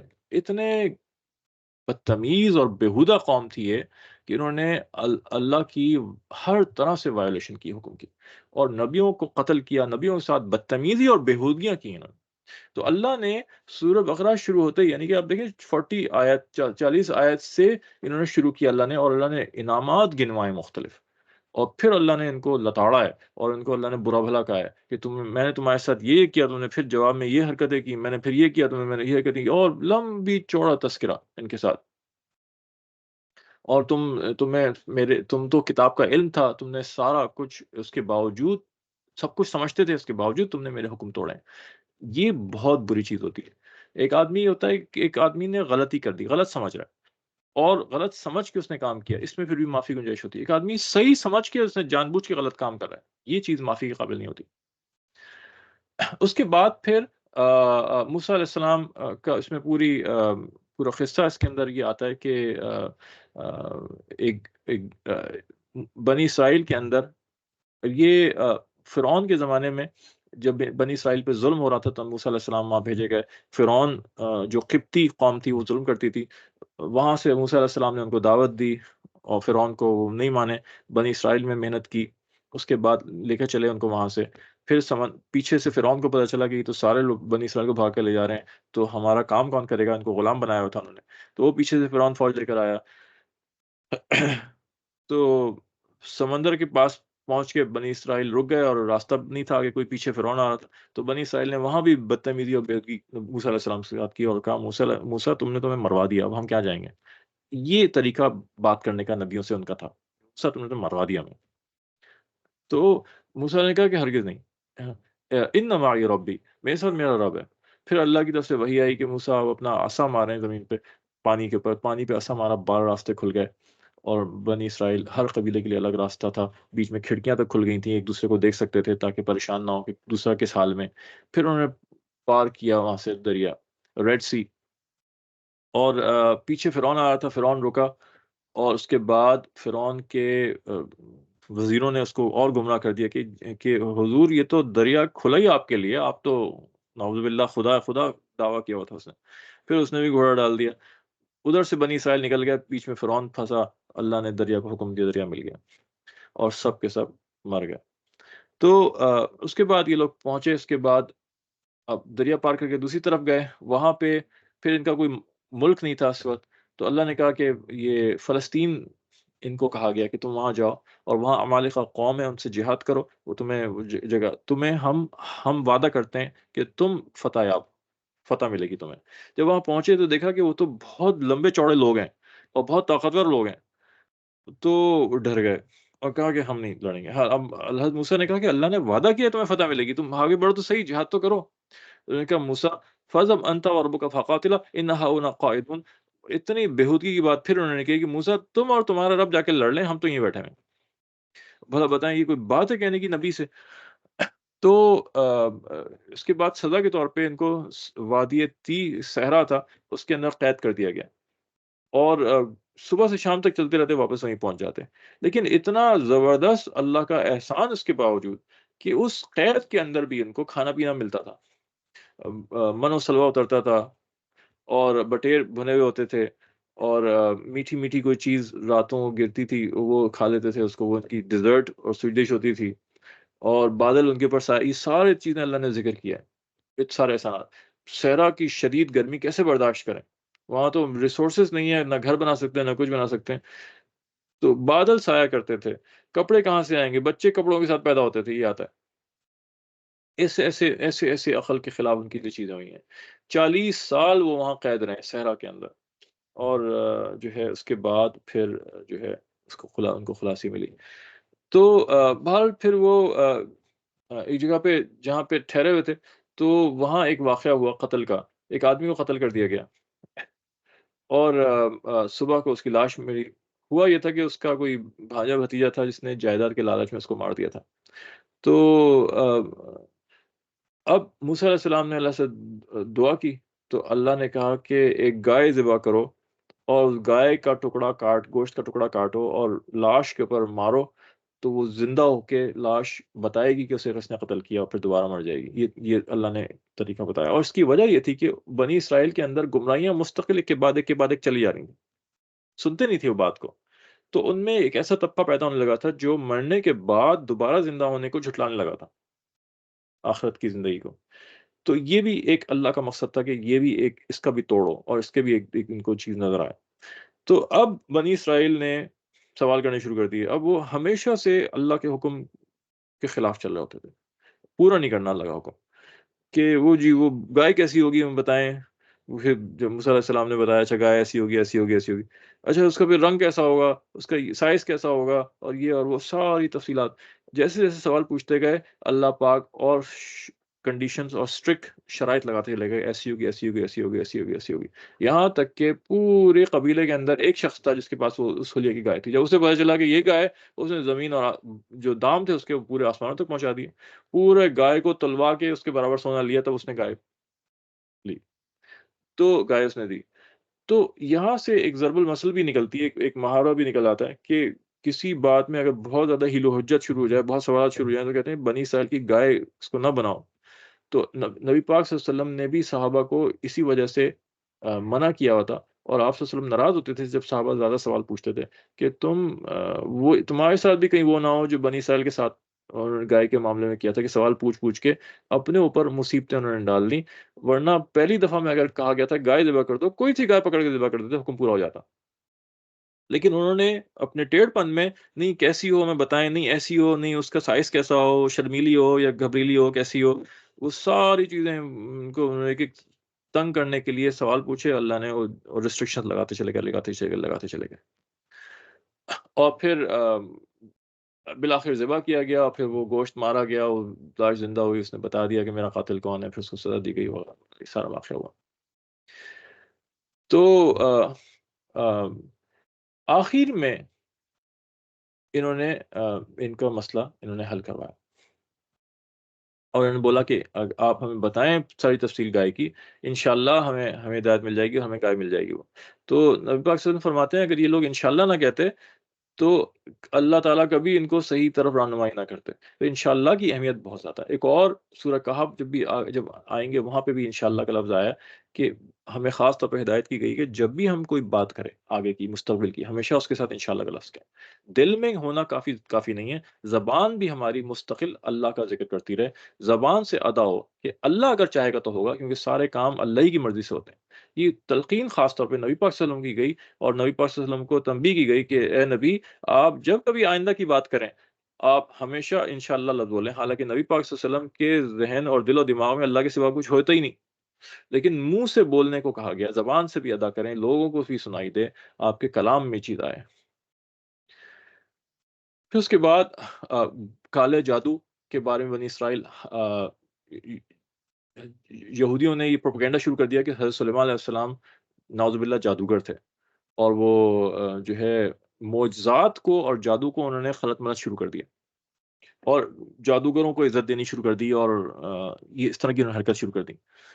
تو اور آ، جادو کے ذریعے سے گندے گندے کام کرنے شروع کر دی، شیاطین استعمال ہوتے ہیں جادو کے اندر اور بہت کچھ ہوتا ہے۔ تو اللہ سبحانہ تعالیٰ نے آزمائش کے لیے ہاروت اور ماروت دو آ، فرشتے تھے، ان کو بھیجا، اور وہ آتے تھے اور لوگوں کو جادو سکھاتے تھے، اور لوگ ان کے پاس آتے تھے اور آ کے اللہ فرماتے ہیں کہ میاں بیوی کے اندر جدائی ڈلواتے تھے اور جادو سیکھتے تھے جس سے میاں بیوی کو توڑوا دیا جائے، اور یہ بہت شدید گناہ ہے۔ میاں بیوی کے اندر کسی قسم کا جدائی ڈلوانا، گھر توڑوانا، یہ بہت بڑے گناہوں میں سے ایک گناہ ہے، کیونکہ اسلام کے اندر ہاؤس ہولڈ جو ہے اس کو بہت اہمیت حاصل ہے۔ جو آرگنائزیشن، گھر ایک آرگنائزیشن ہے، اس کو بہت اہمیت حاصل ہے، کیونکہ پورے معاشرے کے اندر امن اور سکون کی بنیاد ایک گھر سے ہوتی ہے۔ گھر کا ماحول اگر اچھا ہو اور گھر کا نظام اچھا ہو تو معاشرہ پورا سکون سے رہے گا، بچوں کی تربیت صحیح ہوگی، شوہر بھی خوش رہے گا، بیوی بھی خوش رہے گی، ہر چیز۔ تو اور یہ ہاروت ماروت جو تھے، جب لوگ ان کے پاس آتے تو ہاروت ماروت ان کو کہتے کہ بھائی دیکھو، ہم فرشتے ہیں، اللہ کی طرف سے آزمائش کے لیے آئے ہوئے ہیں، اور یہ حرام ہے، اس کو نہیں سیکھنا ہے۔ لیکن وہ یہودی لوگ آتے تھے اور آ کے ان سے سیکھتے تھے، اور اس کے بعد جو ہے وہ اس کو گناہ میں استعمال کرتے تھے۔ تو یہ ایک واقعہ اس میں اور دیا ہوا ہے۔ اور پھر اس کے بعد یہودیوں کا وشفل تھنکنگ بتائی گئی ہے۔ قالوا لن تمسنا النار الا ایاما معدودہ، کہتے تھے ہمیں آگ ہرگز، ہم آگ میں نہیں ڈالے جائیں گے، اگر ڈالے بھی گئے تو بس تھوڑے سے گنتی کے چند دن ڈالے جائیں گے۔ اللہ کہتا ہے کہ ان سے پوچھو اتخذتم عند اللہ عہدا، تم نے اللہ سے کوئی معاہدہ کیا ہوا ہے کیا کہ اللہ اس طرح تمہیں نہیں کرے گا؟ تو یہ اس وشفل تھنکنگ کے اندر آج مسلمان بھی گرفتار ہیں کہ ہم مسلمان ہیں تو بس ہم جنت ہماری ہوگی۔ ایسا کچھ بھی نہیں ہے کہ اللہ کی صفت سمدیت اگر جاری ہو گئی تو کچھ نہیں کہا جا سکتا کہ کیا ہو جائے۔ اللہ سمدیت کیا ہے کہ اللہ اس بات سے ڈونٹ کیئر کی کیفیت اللہ کی ہے کہ پوری خلقت تباہ کر، پوری خلقت نافرمانی پہ ہے، اللہ کہ میں سب کو جہنم میں ڈالوں۔ انسان تو یہ دیکھتا ہے نا یار، اگر میجورٹی کسی طرف جا رہی ہوتی تو مجبور ہو کے کوئی فیصلہ کر دیتا ہے۔ اللہ کی صفت سمدیت تو غضب کی صفت ہے کہ ساری خلقت اگر اللہ کے خلاف ہو جائے اور اللہ کی خلاف ورزی کرے، اللہ سب کو ختم کر دے گا، اللہ کوئی حاجت نہیں کسی کی۔ سمد وہ جس کو کسی کی حاجت نہ ہو اور اس کی حاجت سب کو ہو، اس ذات کو سمد کہتے ہیں۔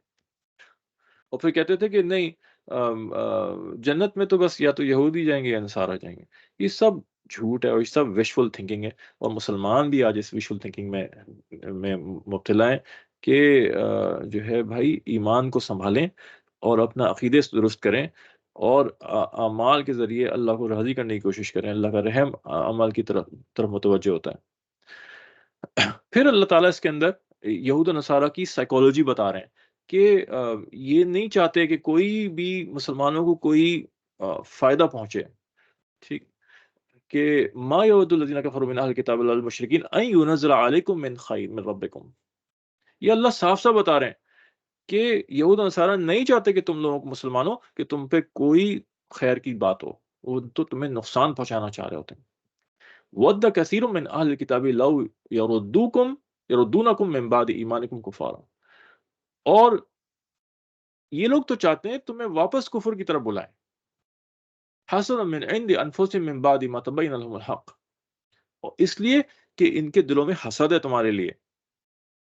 اور وہ اور پھر فرمایا کہ ولن ترضى عنك اليهود والنصارى ولا النصارى حتى تتبع ملتهم. یہ لوگ کبھی تم سے راضی نہیں ہوں گے جب تک تم ان کے دین پہ نہ ہو جاؤ. پورے ان کا لائف سٹائل نہ اختیار کر لو. پورے ان کے مائنڈ سیٹ پہ نہ آ جاؤ. مائنڈ سیٹ بھی اپنا چینج کر کے ان کے مائنڈ سیٹ کو اختیار کر لو. لائف سٹائل بھی چینج کر کے جب تک نہیں کرتے, اور ریلیجن بھی اپنا بدل لو, ہر چیز بدل لو, بالکل ویسے بن جاؤ جب تک یہ ڈو مور کہتے رہیں گے تم سے.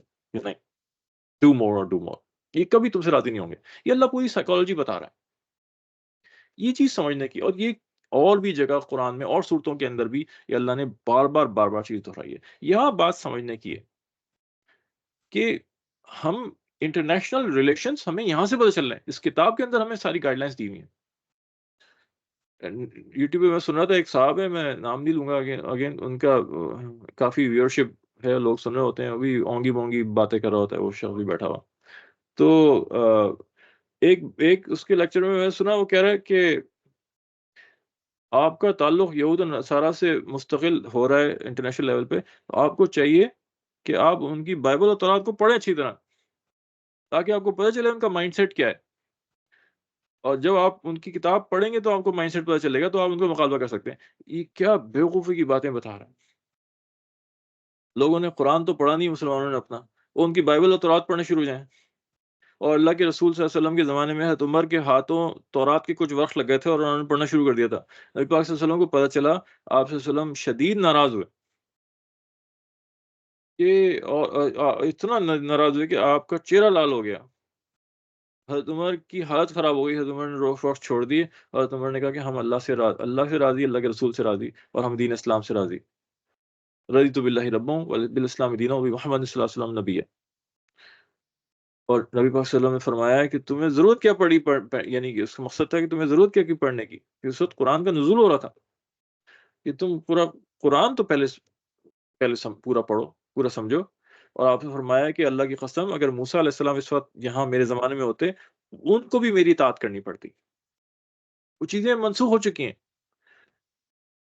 تم بیٹھ کے مسلمانوں کے بچوں کو تم یہ ترغیب دے رہے ہو کہ وہ بائبل اور تورات پڑھیں بیٹھ کے, اور کہ اس لیے اور بیوقوف یہ بنا رہے ہو کہ یہود و نصارہ کی سائیکالوجی تمہیں پتہ چلے گی. تو بھائی یہود و نصارہ کی سائیکالوجی آپ کا قرآن بتا رہا ہے پورا. یہود و نصارہ, اول سب سے پہلی بات, یہود و نصارہ نے اپنی کتاب کو چھوڑا کہاں ہے صحیح, انہوں نے تو موڈیفائی کر دیا. وہ کتاب وہی رہی نہیں جو جس شکل میں اللہ نے لے کے آئے تھے, انہوں نے اپنی مرضی کی چیزیں اس میں ڈال دی ہیں. تو اب آپ کو کیسے پتہ چلے گی اس میں سے چیزیں؟ آپ کو تو انہی کی لکھی باتیں پتہ چلیں گی جو بیوقوف بنا رہے ہیں دوسرے لوگوں کو. دوسرے, یہود و نصارہ اپنے دین پہ چلتے کب ہیں, وہ عمل کب کرتے ہیں اپنے دین پہ؟ they are not practicing on their then, they are practicing on their desires. آپ دیکھیں امریکہ اور برطانیہ اور یو کے اور یورپ میں اور آسٹریلیا اور کینیڈا میں پارلیمنٹ کے اندر لاز کیسے پاس ہوتے ہیں؟ شو آف ہینڈ سے پاس ہوتے ہیں. وہ کہیں گے جی سیم سیکس کی شادیاں کون, سب کے ہاتھ زیادہ آ گئے, تو انہوں نے وہ گیز اور لیسبین کو بھی الاؤ کر دیا. یہ ان کی کتاب اجازت دیتی ہے کیا؟ وہ تو اپنی کتاب میں چلتے ہی نہیں. تو جب چلتے نہیں, آپ کو ان کی کتاب میں تھوڑی ملے گا. آپ قرآن تو پڑھیں ڈھنگ سے. آپ کو قرآن کے اندر کھول کے ان کی پوری سائیکالوجی اور نفسیات بتا رہا ہے کہ یہ کرتے ہیں. تو کتنی بڑی گمراہی میں مبتلا ہو رہے ہیں, اور کتنی بڑی گمراہی میں دوسروں کو ہم لوگ آج مبتلا کر رہے ہیں. پتہ نہیں پیچھے کیا کیا ایجنڈا ہوتے ہیں لوگوں کے, کیا کیا مقاصد لے کے لوگ آ رہے ہوتے ہیں. ہم ہر ایک کی سننا شروع ہو جاتے ہیں. تو ہم اچھی طرح سے پہلے قرآن کو پڑھیں جو اللہ نے ہمیں لیے بھیجا. پھر اللہ نے فرمایا کہ ہم آیتوں کو منسوخ بھی کر دیتے ہیں, احکام منسوخ بھی ہو جاتے ہیں, اور دوسری جگہ دوسری آیتیں بھی اللہ نازل فرما دیتے ہیں. پھر اس کے بعد تحویل القبلہ کی آیات ہیں. قبلہ چینج ہوا, اور پہلے بیت المقدس کی طرف نماز رخ کر کے نماز پڑھی جاتی تھی. پھر اس کے بعد جب مدینے میں آ گئے تو پھر بیت اللہ شریف کی طرف قبلہ بدل دیا گیا. وَلِلَّهِ الْمَشْرِقُ وَالْمَغْرِبُ فَأَيْنَمَا تُوَلُّوا فَثَمَّ وَجْهُ اللَّهِ إِنَّ اللَّهَ وَاسِعٌ عَلِيمٌ. تو یہودیوں نے اعتراض شروع کر دیا. پہلے تو یہود بہت خوش تھے کہ بیت المقدس کی طرف یہ بھی نماز پڑھتے ہیں, ہم بھی بیت المقدس ہمارا قبلہ ہے, اور مسلمان بھی پڑھ رہے ہیں. جب قبلہ کی آیت آئی اور قبلہ بدلا, تو پھر یہودیوں کو شدید برا لگا، اور پھر انہوں نے اعتراضات شروع کر دیے کہ یہ کیا، کل تک تو یہاں پڑھ رہے تھے، آج وہاں پڑھ رہے ہو، یہ کیا؟ اس کے جواب میں اللہ نے کہا کہ بھائی سب رخ اللہ کی طرف ہے، سب رخ اللہ اللہ ہی کے لیے ہیں، اللہ جہاں بھی رخ کرو گے اللہ کو پاؤ گے، اللہ اسپیس اور ٹائم سے اور ڈائمینشن سے آزاد ہے، لوکیشن سے آزاد ہے، یہ نہیں کہ اللہ اس جگہ ہے اور اس جگہ نہیں ہے، اللہ لوکیشن اسپیس اور ٹائم اللہ نے بنائی ہے، اللہ اسپیس اور ٹائم میں مقید نہیں ہے، قید نہیں ہے، ڈیپینڈنٹ نہیں ہے، اس کے اوپر آزاد ہے، انڈیپینڈنٹ ہے. تو یہ اللہ نے وہ دی. تو یہ اب ان میں پیچھے ربط کیا ہے ان آیتوں میں؟ پہلے شیطان کا ذکر ہے، اور شیطان نے نافرمانی کی، اور نافرمانی کی وجہ جو تھی وہ کبر تھا، اکڑ تھی ان کے اوپر، اور اپنے کو کچھ سمجھ رہا تھا، اس کی وجہ سے اللہ نے دھتکارا.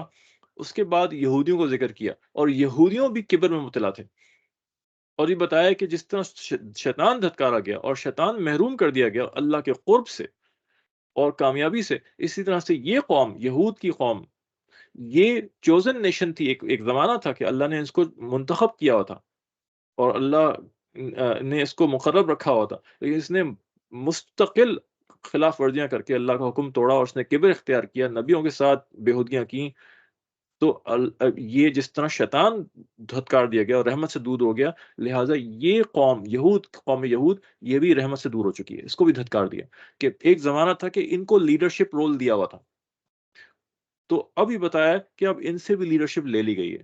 اور قبلہ چینج کرنے میں بھی یہی بات تھی کہ اب بیت اللہ شریف سینٹر ہے، اور مسلمان جو ہیں ان کو لیڈرشپ رول دیا جا رہا ہے، اور بیت اللہ بھی ان کے حوالے ہے. اور پھر جب ہم سورہ اسرا پڑھیں گے، سورہ بنی اسرائیل بھی اسے کہتے ہیں، تو اس میں بتایا گیا نبی پاک صلی اللہ علیہ وسلم کو جب معراج سے پہلے اسرا کا سفر کروایا گیا، جو کہ بیت اللہ سے بیت المقدس، وہاں بھی یہی میسج تھا کہ اب دونوں مرکز تمہارے ہیں، اب یہودیوں کے پاس کچھ نہیں رہے گا.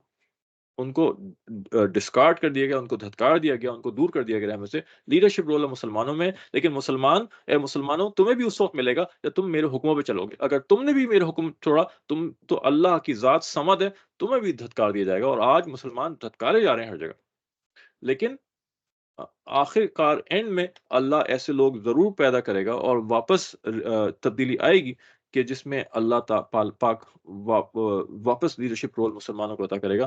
فی الحال تو ہماری حالت بہت ہی بری ہے، اور یہ چلتی رہے گی جب تک. اور پھر اس کے بعد حضرت ابراہیم علیہ السلام کا ذکر آیا کہ حضرت ابراہیم علیہ السلام کی جو امت ہے، کہ اس امت کو بھی امت ابراہیمہ کہا گیا. تو کہ یہ جو ہے اس کو لیڈرشپ دے دی گئی. تو ابراہیم علیہ السلام کے بارے میں اللہ تعالیٰ نے پھر ان کی کہانی سنائی کہ اذ ابتلی ابراہیم ربہ بکلمات فاتمہن قال انی جاعلہ للناس اماما قال ومن ذریتی قال لا ینال عہد الظالمین. کہ ہم نے ابراہیم علیہ السلام کو آزمایا، مختلف آزمائشیں ابراہیم علیہ السلام پہ اللہ نے بھیجی. سب سے پہلے نمرود کی آگ میں ڈال دیے گئے، بہت خطرناک قسم کی آگ تھی.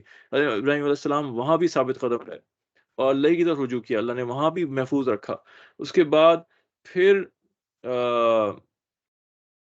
کیا کہتے ہیں ایک ظالم بادشاہ کے چنگل میں پھنس گئے، وہاں بھی ثابت قدم رہے، اللہ نے وہاں سے نکالا.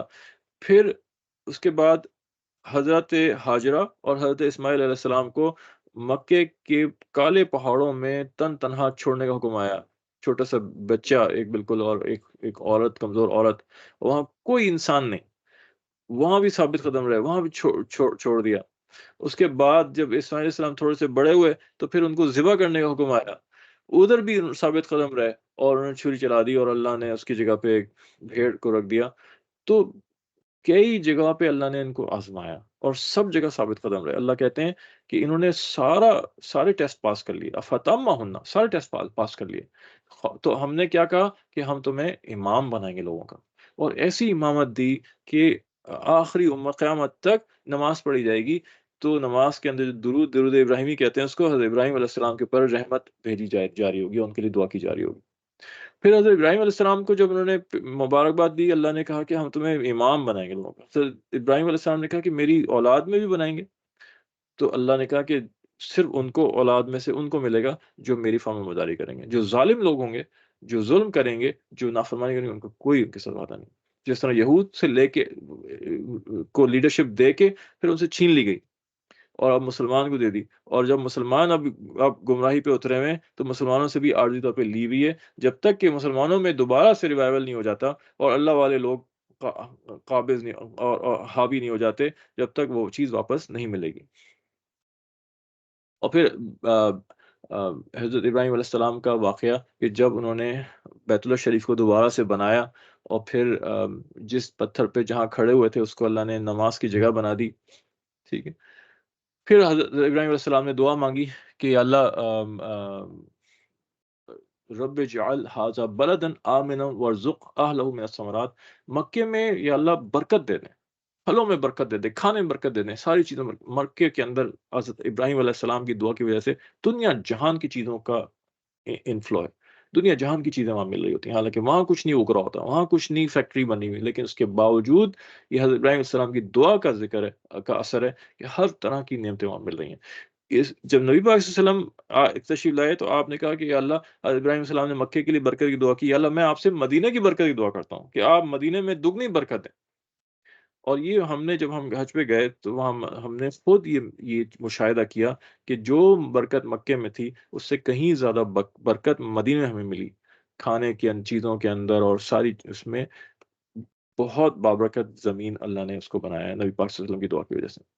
اور پھر یہاں ذکر ہے اس کے بعد کہ بیت اللہ شریف کو ابراہیم علیہ السلام اور اسماعیل علیہ السلام نے مل کے بنایا، اور اس کے بنانے کے بعد دعا کی کہ یا اللہ آپ ایک نبی بھیجیں ہماری ہماری نسل میں سے، ربنا وابعث فیہم رسولا منہم، جو آیتیں آپ کی آیتیں پڑھ پڑھ کے سنائے اور لوگوں کو کتاب اور حکمت اور ان کی تعلیم دے اور ان کا تزکیہ کرے اور ان کی تربیت کرے، ان کی اصلاح کرے۔ اور اس کی تفسیر یہ کہ اس دعا کو اللہ نے قبول کیا، اور انہی الفاظ کو اللہ نے 2 دفعہ اور دہرایا ہے قرآن کے اندر کہ ہم نے اس دعا کو قبول کیا اور ہم نے ایک نبی بھیجا، اور اس نبی وہ پیشن گوئی وہ نبی پاک صلی اللہ علیہ وسلم کی ہے، کہ اللہ کے نبی پاک صلی اللہ علیہ وسلم اس دعا کا نتیجہ ہے جو حضرت ابراہیم علیہ السلام اور حضرت ابراہیم علیہ السلام نے مانگی تھی، اسماعیل علیہ السلام نے مانگی تھی۔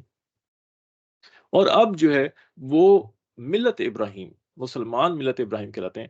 اب یہودیوں نے اپنے آپ کو نااہل ثابت کر دیا، اور مسلمان کو اللہ نے چوزن نیشن بنایا، کہ مسلمان چوزن نیشن ہے، جب تک کہ وہ اللہ کی اطاعت پہ رہیں گے اللہ ان کو حاوی رکھے گا۔ اور یہود اور عیسائی اب ملت ابراہیم نہیں کھلائیں گے، ٹھیک، حالانکہ وہ ابراہیم علیہ السلام کو بہت رسپیکٹ دیتے ہیں، لیکن وہ ملت ابراہیم نہیں کہلاتے، اور انہوں نے نہ کبھی اپنے آپ کو ملت ابراہیم کہا، اپنے آپ کو وہ یہود کہتے ہیں، اپنے آپ کو وہ نصارہ کہتے ہیں، کرسچنس اور جوز کہتے ہیں، کبھی ملت ابراہیم نہیں کہتے۔ مسلمان اپنے آپ کو ملت ابراہیم کہتے ہیں، اور وہ کہتے ہیں کہ ابراہیم علیہ السلام بھی یہودی تھے یا نصرانی تھے۔ اللہ کہتا ہے کہ نہیں، بالکل جھوٹ بولتے ہو، ایسا کچھ بھی نہیں تھا۔ پھر اس کے بعد اللہ سبحانہ تعالیٰ یہ بتاتے ہیں کہ ہدایت کا راستہ کیا ہے۔ ہدایت کا راستہ صحابہ کی زندگی ہے۔ فَإِنْ آمَنُوا بِمِثْلِ مَا آمَنْتُمْ بِهِ فَقَدِ اهْتَدَوْا، تو اگر وہ اب یہ صحابہ کو مثال دے رہے ہیں کہ اللہ یہ فرما رہے ہیں کہ اگر وہ لوگ ایمان لے آئیں جیسے کہ صحابہ، جیسے کہ تم ایمان لائے، یعنی کہ صحابہ کے سے مخاطب ہو کے کہا جا رہا ہے، تو وہ ہدایت پا جائیں گے۔ صحابہ کو معیار ہدایت اللہ نے بنایا ہے، جن چیزوں پہ صحابہ عمل کریں گے اس چیزوں پہ ہم عمل کریں گے، خاص طور پہ وہ صحابہ جو نبی پاک صلی اللہ علیہ وسلم کے ہر وقت ساتھ رہتے تھے، خلفائے راشدین ہو گئے اور بڑے بڑے فقہا ہو گئے، عبداللہ بن مسعود ہو گئے، عبداللہ بن عباس ہو گئے، عبداللہ موسیٰ اشعری ہو گئے، سلمان فارسی ہو گئے، حضرت معاویہ رضی اللہ تعالیٰ عنہ ہو گئے، یہ بڑے بڑے مجتہد صحابہ ہیں، بڑے بڑے فقہا صحابہ ہیں۔ تو ہم یہ کہتے ہیں کہ اللہ نے صحابہ کو معیار ہدایت بنایا ہے۔ ایک طبقہ یہ کہتا ہے کہ نہیں، بس قرآن اور حدیث ہے، اور اگر ہمیں صحابہ کا عمل حدیث کے خلاف ملے گا تو ہم حدیث کو لیں گے، صحابہ کا عمل چھوڑ دیں گے، کیونکہ ہمیں رسول اللہ صلی اللہ علیہ وسلم حدیث پہ چلنا ہے۔ ہم یہ کہتے ہیں کہ نہیں، اللہ نے صحابہ کو ہدایت کا راستہ بنایا ہے، صحابہ کو اسٹینڈرڈ بنایا ہے ہدایت کا، جگہ جگہ اللہ نے صحابہ کو کہا کہ، اور نبی پاک صلی اللہ علیہ وسلم کی حدیث کا مفہوم صحابہ ہی بہتر سمجھتے تھے اور کوئی بہتر نہیں سمجھ سکتا، کیونکہ وہ فرسٹ اسٹوڈنٹس تھے، فرسٹ بیچ تھا جو آپ صلی اللہ علیہ وسلم کو اس کے سامنے بیٹھے ہوئے ہیں، اور آپ صلی اللہ علیہ وسلم کے ایکسپریشنز بھی دیکھ کے سمجھ رہے ہیں۔ آپ دیکھیں ہمارے پاس تو جو الفاظ آئے حدیث کے، بخاری شریف، مسلم شریف یا سیاستہ، تو یہ تو لکھے ہوئے الفاظ ہیں، کہیں کہیں کچھ کبھی ایکسپریشن دیا ہوتا ہے، لیکن اکثر جگہ پہ نبی صلی اللہ علیہ وسلم کا کوئی ایکسپریشن ہمیں نہیں پتا ہوتا، یہ بات کہی ہے، یہ کس لہجے میں کہی ہے، آپ کے تاثرات کیا تھے، آپ خوش تھے، آپ غصے میں تھے، کیا تھے، یہ بات تو نہیں پتا چل رہی سے۔ اب میں آپ کو ایک مثال دیتا ہوں، ایک جملہ ہے، اس کو میں 3 طرح سے بولتا ہوں۔ کیا بات ہے، یہ ایک جملہ ہے چھوٹا سا، اس کو میں بولتا ہوں کیا بات ہے، کیا بات ہے، کیا بات ہے۔ تو ان 3 جملوں کے اندر ایک بھی نقطہ اور لفظ آگے پیچھے نہیں ہوا، لیکن تینوں طرح سے بولنے میں زمین آسمان کا فرق پڑ گیا۔ پہلے میں جب میں پوچھ رہا ہوں کہ کیا بات ہے، تو میں سوال کر رہا ہوں کسی سے کہ جی کیا بات ہے، فرمائیں، یہ کہنا چاہ رہا ہوں میں، کوئی اپنی ضرورت کے لیے آیا ہے، کچھ کر رہے ہیں۔ دوسرے میں کہا کیا بات ہے، تو میں تعریف کر رہا ہوں، اور تیسرے میں کیا بات ہے، میں ڈانٹ رہا ہوں، غصہ کر رہا ہوں۔ ٹھیک ہے، تینوں کے مطلب بالکل الگ ہیں، اور فرق کہاں سے پتا چلا؟ میرے لہجے سے پتا چلا، میرے ایکسپریشن سے پتا چلا۔ تو جو میری محفل میں بیٹھے ہوں گے، وہ ان کو ایک ایک بات پتا ہوگی کہ یہ بات میں نے غصے میں کہی، یا میں نے خوش ہو کے تعریف کی، یا میں کسی سے کچھ پوچھ رہا ہوں، اور اس کو پورا ان کو مفہوم پتا چل رہا ہوگا۔ اور اگر ان میں سے کسی نے بیٹھ کے لکھ لیا کہ جی عاصم صاحب نے یہ بولا، کیا بات ہے، اور بس اس نے میرے الفاظ لکھ لیے خالی، اور یہ الفاظ کسی اور کے ہاتھ پہ لگ گیا اور اس نے پڑھا، تو وہ تو نہیں سمجھ سکے گا کہ کیا مقصد تھا اس کا۔ تو صحابہ آپ صلی اللہ علیہ وسلم کے سامنے بیٹھے ہوتے تھے، اور آپ کے چہرے کو دیکھ کے مزاج اتنا سمجھتے تھے نبی صلی اللہ علیہ وسلم کا، کہ آپ کے چہرے کو دیکھ کے اندازہ لگا لیتے تھے کہ آپ کیا چاہتے ہیں۔ تو ہم یہ کہتے ہیں کہ نہیں، حدیث بے شک صحیح ہو اور اس کی صحت میں کوئی شک نہ ہو، ہم یہ دیکھیں گے کہ صحابہ نے اس حدیث پہ عمل کیا نہیں کیا، خاص طور پہ وہ صحابہ جو بڑے صحابہ تھے، کبیرہ صحابہ، کبار صحابہ تھے، اور ہر وقت آپ کے ساتھ رہنے والے صحابہ تھے، جو آپ کے مزاج کو اچھی طرح سمجھتے تھے۔ ہم یہ دیکھیں گے کہ اس صحیح حدیث پہ ان صحابہ نے عمل کیا تو ہم کریں گے، انہوں نے نہیں عمل کیا تو ہم بھی نہیں عمل کریں گے۔ صحابہ معیار حق ہیں۔ قرآن کو پہ عمل کیسے کرنا ہے، اللہ کیا چاہتا ہے قرآن سے، نبی پاک صلی اللہ علیہ وسلم کی زندگی اس کی تفسیر تھی، آپ صلی اللہ علیہ وسلم کے اقوال، آپ صلی اللہ علیہ وسلم کا طریقہ، آپ صلی اللہ علیہ وسلم کا لائف سٹائل، یہ تفسیر تھی قرآن کی، اور آپ صلی اللہ علیہ وسلم نے کیا سمجھایا، اس کی تفسیر صحابہ تھے۔ اور سنت کی تو ڈیفینیشن ہی یہی ہے کہ آپ صلی اللہ علیہ وسلم کا وہ عمل، وہ قول فعل جو صحابہ نے کو بڑے بڑے صحابہ نے اپنا لیا اپنی زندگی میں، اور ان سے اوروں کو منتقل ہوا، پھر تابعین میں منتقل ہوا، پھر تابعین سے اور امت میں پھیلتا چلا گیا، یہ چیز سنت، اس کو سنت کہتے ہیں۔ تو سنت میں اور حدیث میں فرق ہوتا ہے، تو یہ بات سمجھنے کی ہے کہ صحابہ معیار حق ہیں۔ یہ ہمارا پہلا پارہ ختم ہو گیا، اور ہمارا ٹائم بھی ختم ہو گیا، تو ہم انشاءاللہ اب اگلے دن کل کنٹینیو کریں گے۔ چیٹ میں دیکھ لیتے ہیں کوئی سوال وغیرہ۔ لینیج، کسی نے کہا ہے کہ دوبارہ سے لینیج کی سلائڈ دکھائی جائے۔ یہ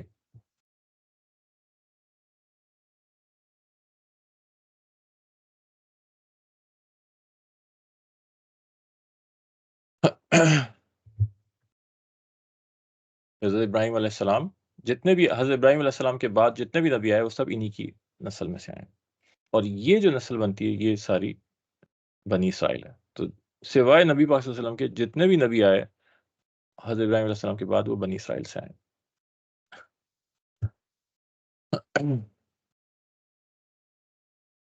اللهم لك الحمد كما أنت وصلي وسلم على محمد كما أنت وفعل بنا كما أنت فإنك أنت الغفور الغفور. اللهم أرنا الحق حقا وارزقنا اتباعه وأرنا الباطل باطلا وارزقنا اجتنابه. اللهم آتنا وآتِ بنا وجعلنا سبب لمن اهتدى. یا اللہ ہدایت فرما دیجیے، ہمارا تزکیہ فرما دیجیے یا اللہ، جتنا جو کچھ ہمارا اٹھنا بیٹھنا، یہاں پہ بات کرنا، سننا، بولنا، ان سب کو ہمارے تزکیے کا ذریعہ بنا دیجیے یا اللہ، ہمارے عقائد صحیح فرما دیجیے، ہمارے دلوں کو صاف فرما دیجیے، ہمیں اپنا قربت فرما دیجیے یا اللہ، ہمیں اپنا قربت فرما دیجیے یا اللہ۔ اللہ ہم سے دین کا کام لے لیجیے یا اللہ، ہمیں ہدایت پہ ڈال دیجیے اور ہم سے ہدایت کا کام لے لیجیے۔ صلی اللہ تعالیٰ علیہ وسلم، آمین آمین آمین یا رب العالمین۔